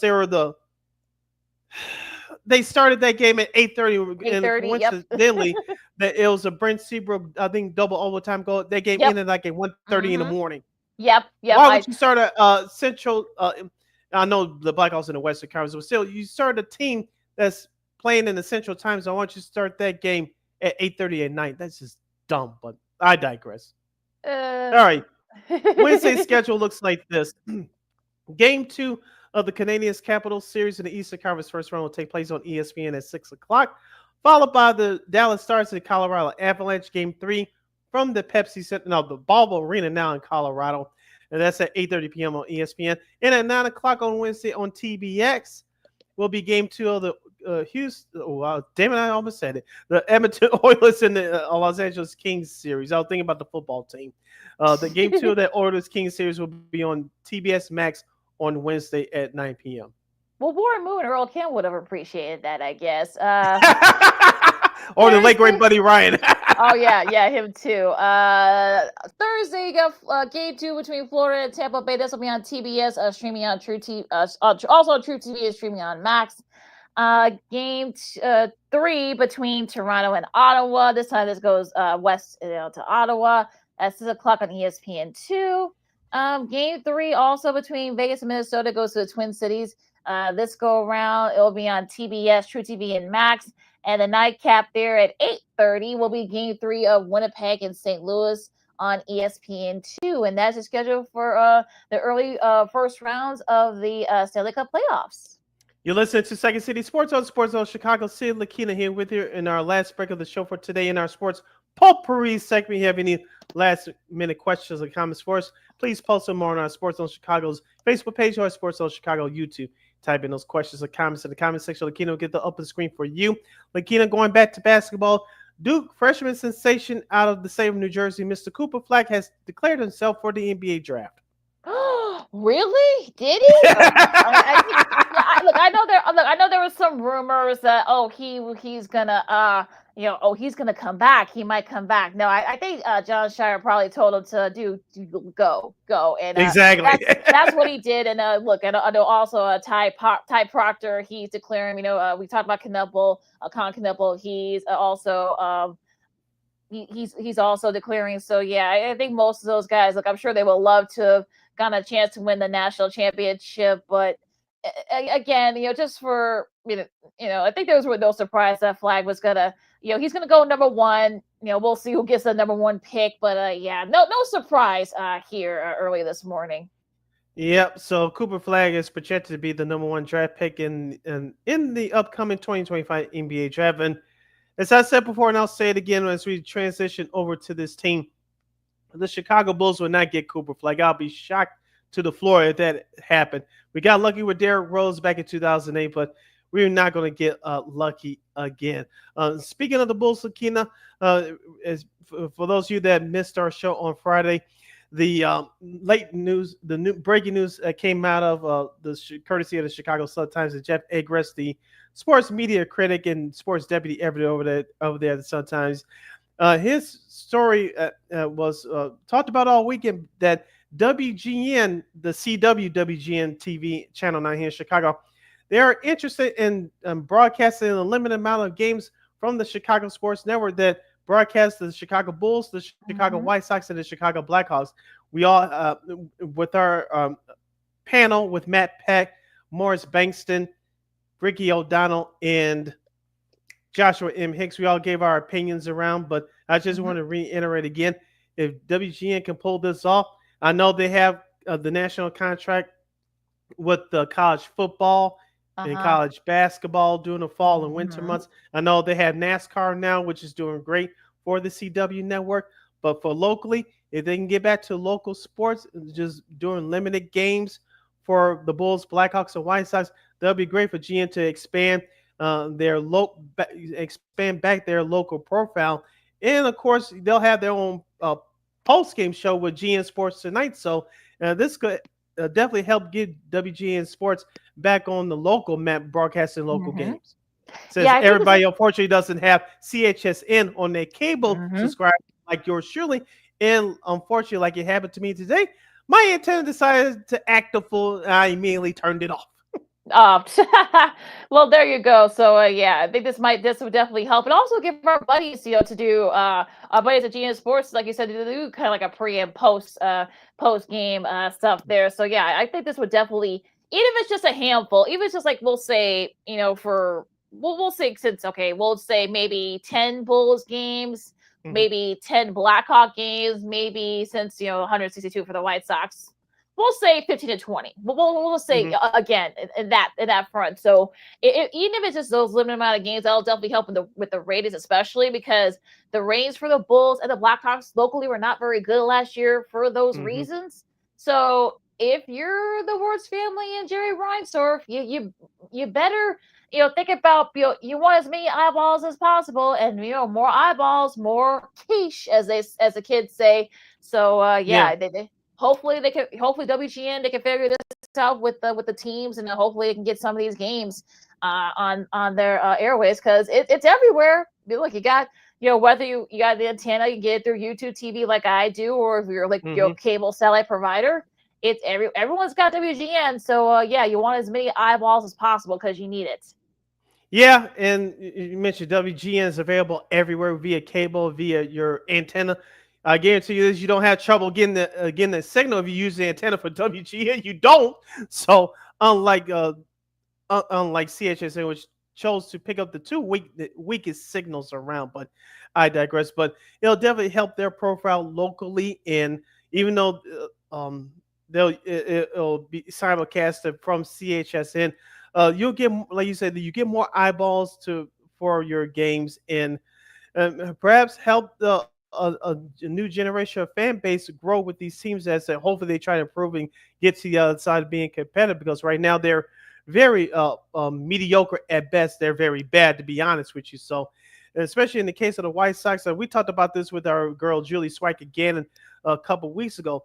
At least at the start of the year, which I still hold this opinion now, I actually enjoyed the actual broadcast for the White Sox. You could tell that their mission is the White Sox fan, the baseball fan, to get to know some of these prospects, get to know these new players. And with them using Brooke Fletcher and Connor McKnight more on the broadcast and not just seeing them for once or twice a game, is very refreshing. Yeah, it really is. So I think if they can get those eyeballs there to do those broadcasts, I think it will definitely also help CHSN. So I think if you want to get exposure, it'll help with the network, especially. Look, no one's still not gonna pay to get it, but this will give you a little bit of snippet of a little preview, a little snippet of what's to come here, especially if it is going to be a minute before guys like, unless you have DirecTV or DirecTV Stream. This is really the only place you can probably watch it. So if this would be a good business move for the Blackhawks, Bulls, and White Sox if they do this. All right, sticking with the networks, CBS. I'm just reading the headline here. CBS releases a trailer for Tiger 2000, a documentary on Tiger Woods' dominant season. Yeah, I mean, not a big. I think this is going to air, I think, before the PGA Championship next month. So. Yeah, I think this will definitely help the race, especially if Tiger still isn't going to be able to play, recover from that Achilles. So I think you're going to need as many eyeballs. Even though, the Rays for the Masters actually did well without him. So you had Rory and and Rose and some of the best, some of the top players right there as well. So you're going to want to get as many eyeballs as possible. But CBS again, it'll be interesting to see how much of a influence that Tiger had in this special, but it should be a fun one, his dominance. But I mean, how times have changed though. Yeah, and speaking of times maybe changing, with this next sport, and we mentioned them at the top of the show. It looks like we're going to mention them right now as we end this show today with that draft coming up on Thursday. The NFL. I'm reading the headlines here once again. Chuck Todd predicts that the NFL's expected 2029 media rights opt-out will, quote-unquote, break local TV. Quote, this could be the thing that breaks the affiliate networks all over the country, end quote. I wonder what he meant by that, because is he gonna say that all the games, if Netflix decide, if they do put all those games on Netflix, you're telling us that people from the local affiliates won't be able to watch them on your NBC affiliate, your Fox affiliate, or your CBS affiliate? Is that what he's trying to say? So I'm kind of skeptical with this, because if you're the NFL, you're chasing money, but also at the same time though you want to get as many people to watch as possible. It's one thing to watch a holiday game, a Christmas game, but to do it on a regular, that's not. I don't think it would be practical for folks. But what do I know?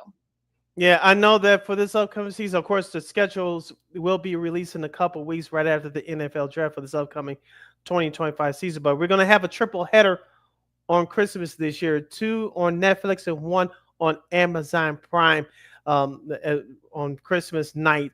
My prediction is the Bears will be involved in one of those 3 games. That's still my predictions. I'm still holding on to that. So we'll see what happens with that. But you mentioned, LaKeena, with if the NFL decides to opt out in 2029, like I said, that's definitely going to hurt CBS or hurt Fox. I know Fox has benefited from college football, both basketball and football in prime time on Saturday nights, but their big driver as far as sports is the NFL, and if that happens, that's really going to break these networks' backs down to the ground, and not in a good way either.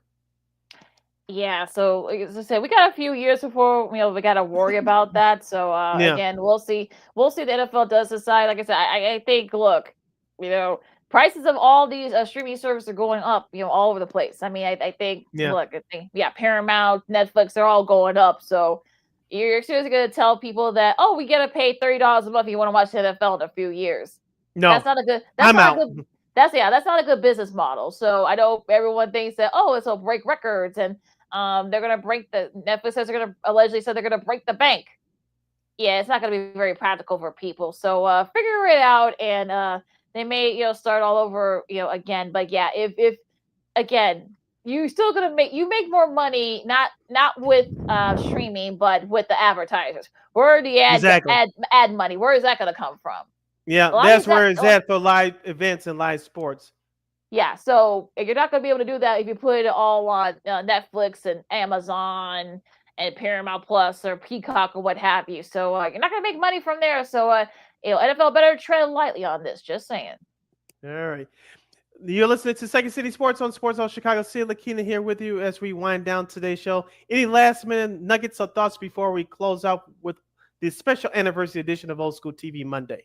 Well, before we get to that, shout out to Justin Thomas, who won the RBC Heritage Open down there in Hilton Head. It's his first PGA Tour event win in like 3 years. He was right there for the Masters, but he kind of fell off a little bit on over the weekend. He did outduel Aranova in the playoffs, so a nice win for Thomas. He could be look. He has a couple of majors under his belt. So Andrew Novak in that playoff. So yeah, a nice win for him, and I will say this is a nice momentum. Going to the PGA Championship coming up in about a month. All right. Let's close out in style with this week's edition of Old School TV Monday, and we're going to the sports side of things. Of course, the anniversary was yesterday. How ironic, as this year's NBA playoffs kicked off this past weekend. But 39 years ago yesterday, it was Game 2 between the Boston Celtics and the Chicago Bulls from the old famous Boston Garden. The old NBA on CBS theme kicked off your television sets. Pat O'Brien was there interviewing Michael Jordan before Game 2. Remember, this was the year that Michael Jordan broke his foot, and he came back, only played 17 games that season. The minutes restrictions were off. The Boston Celtics were favored to win the NBA title that year. They had the best record in the league with 67 victories. They had Robert Parrish, Larry Bird, Bill Walton, may his soul rest in peace, the late great Dennis Johnson, Danny Ainge, Scott Wedman, Rick Carlisle sitting on the sidelines in a Boston Celtics sweat jacket. On the flip side for the Bulls, you had a rookie named Charles Oakley, of course, Michael Jordan. Remember George Iceman Garvin? Yes, he was a replacement when Michael was out, but he was an emergency replacement once the playoffs started. Also, you have Steve Colton, Mr. Jerry Curl, Kyle Macy, and he replaced Michael Jordan on the roster, but he did not start the season on the Bulls, Mr. John Paxson. Yeah, it's just hilarious about that monster game by Jordan that year, and I saw clips of that game, and it was just it's definitely one of those games where, look, I know people always give the NBA on NBC credit back in the 90s, but for me, it'll always be the CBS theme here. I wish CBS would want to get back to the NBA, but they don't. So again, I digress. But yeah, I mean, again, that was some of the great moments from that game. So, I don't think that I think that they thought that they were going to sweep. People thought the Bulls were going to sweep since Jordan still wasn't 100% at that time still. But again, I think, that 63 points, I think definitely kind of answer that question. So, yeah. But again, unfortunately, the Bulls ended up losing that series. And, it was kind of interesting, that kind of I know that Larry Bird and Kevin McKee, I know they still talk about that game because they were not happy that they gave up 63 points to MJ, that he wasn't 100, even though he wasn't 100%. But yeah, I think that started the greatness of Jordan was that game. Mm-hmm. And speaking of, I'm not going to say greatness, but he was a great athlete for his time. He was really before his time. And he passed away 13 years ago. Orlando Woolridge, he was the next highest scorer for the Bulls. He had 24 points. And Charles Oakley, as I mentioned, the rookie out of Virginia Union, he had 10 points and 14 rebounds. And on the flip side, for the Boston Celtics, you mentioned Larry Bird had 36 points. Danny Ainge had 24. The late great Dennis Johnson had 15. Kevin McHale had 27 points and 15 rebounds. Bill Walton, RIP to him, had 10 points and 15 rebounds as well. The Celtics, as you mentioned, they won that game 135-131. LaKeena, if you remember the last play of regulation, Michael Jordan got fouled at the three-point line, made both free throws to force overtime. If that was today's game, the Bulls would have stole game 2 because the rules would have changed, because today's game, if you get fouled behind the three-point line, you get three shots. So if he had made all 3 of those, they probably would have won that game by 1. So and of course, Boston ended up winning the series. They also ended up winning the championship. They swept Ralph Sampson, a young Akeem Olajuwon in Houston, who actually upset the Lakers. Sorry, I know Magic and them. They're only talking about that series, but it happened. Sorry, folks, but I think, look, they gave, like I said, the Bulls, their credit, they gave them all they could handle, and just imagine if Oakley had stayed, that would have been hilarious during those NBA championships. But again, of course, he ended up getting traded. But I mean, MJ really put on a show, and I think it was one of the highest rated games I think from that year in the playoffs for CBS, if I'm not mistaken. So. Yeah, it was actually a great show. Just imagine if that game had been around during social media. That would have been jeez. People would have been Bird selection would have been bigger, especially 63 points against Bird in that legendary Celtics team. Of course, I'm just paraphrasing here. Larry Bird had the famous quote, "That wasn't Michael Jordan, that was God disguised in basketball shoes." Of course, remember that was the first season that Jerry Krause took over as general manager, and during that offseason, he let Orlando Woolridge go to the New Jersey Nets. Of course, he was suspended that next year by the NBA because of his alleged drug use. So, and of course, we all know what the Bulls did. Excuse me. That next year, remember they hired Doug Collins that all season as well. Remember, Stan Albeck was the coach that year. Of course, he got fired. And if you don't believe us, check out The Last Dance, which they did a quick dive into that. But I wanted to wrap up by saying this. I'm still surprised. I know Jordan is still happy to this day, 39 years later, that his record still stands with the most points in a playoff game. We almost had it broken in the bubble a few years ago with Jamal Murray, and I believe Donovan Williams with Utah at the time. Thank goodness it didn't happen. But those two guys were the latest to come close to breaking Michael Jordan's playoff record. Remember Kevin Durant with the Golden State? I think he had like 50 or 52. His last year with the Warriors back in 2019, I believe it was. Iverson had 56 against Toronto. I believe it was game 5 or game 2 of that 2001 playoff series against Toronto and Vince Carter and those guys. And of course, Barkley had 56. I remember this back in game 3 in 1994 in that first round playoff series against Chris Webber in the rookie Chris Webber in the Golden State Warriors. Remember that year, Chris Webber made fun of Barkley in that Nike commercial when he dunked over him early in that season, of course. Barkley got his lit back with 56 as the Suns swept the Warriors, and Barkley scored 56. I remember that. Remember that game. Like I said, I think like Murray got like 60, and I think Donovan Mitchell, got like 61. I might have got that backwards, but they were the closest, in that bubble, that year in 2020. So that was a 2020, 2020, during in the bubble. So those were the closest that they got to that was as close as somebody got. I don't think it's going to happen this year. I don't think unless someone really shoots the ball, shoots lights out. But I'm sure MJ. Look, I'm sure he's hoping that streak never that particular word doesn't break. But unfortunately, like we said, they lost that game. And I'm sure he said that the only thing he hated about that game because they lost that game, and of course they got swept. Again. They were right there. Yeah, and they got swept again. There's a second straight game they got swept by the Celtics, but but I think that game was still this game. It's on YouTube, folks. So the whole broadcast, the full version, folks. Yeah, So it's all right there. If you haven't watched or you want to relive it, it's right there on YouTube. But just a really a great game to kind of like started up Jordan's legacy. Yeah, and I'll just wrap it up real quick. I'm surprised that the great scores we've seen throughout this game, who we have now. Of course, the late great Kobe Bryant, he scored 81, but that was against Toronto in the regular season. But players like him, Durant, of course, James Harden in his prime, Steph Curry, Carmelo Anthony, who's going to the Hall of Fame this year, Dirk Nowitzki, Dwayne Wade, all the scores that we've seen over the last 25, 30 years, none of them have come close to breaking Michael Jordan's record. I hate to say it, I'm with you. I don't think no one's going to break that record this year, especially the way the game is being played today. You thought a couple of those guys I mentioned would have broken that record by now, but it looks like as of right now, it's not going to be broken anytime soon. Like you say, MJ is very happy.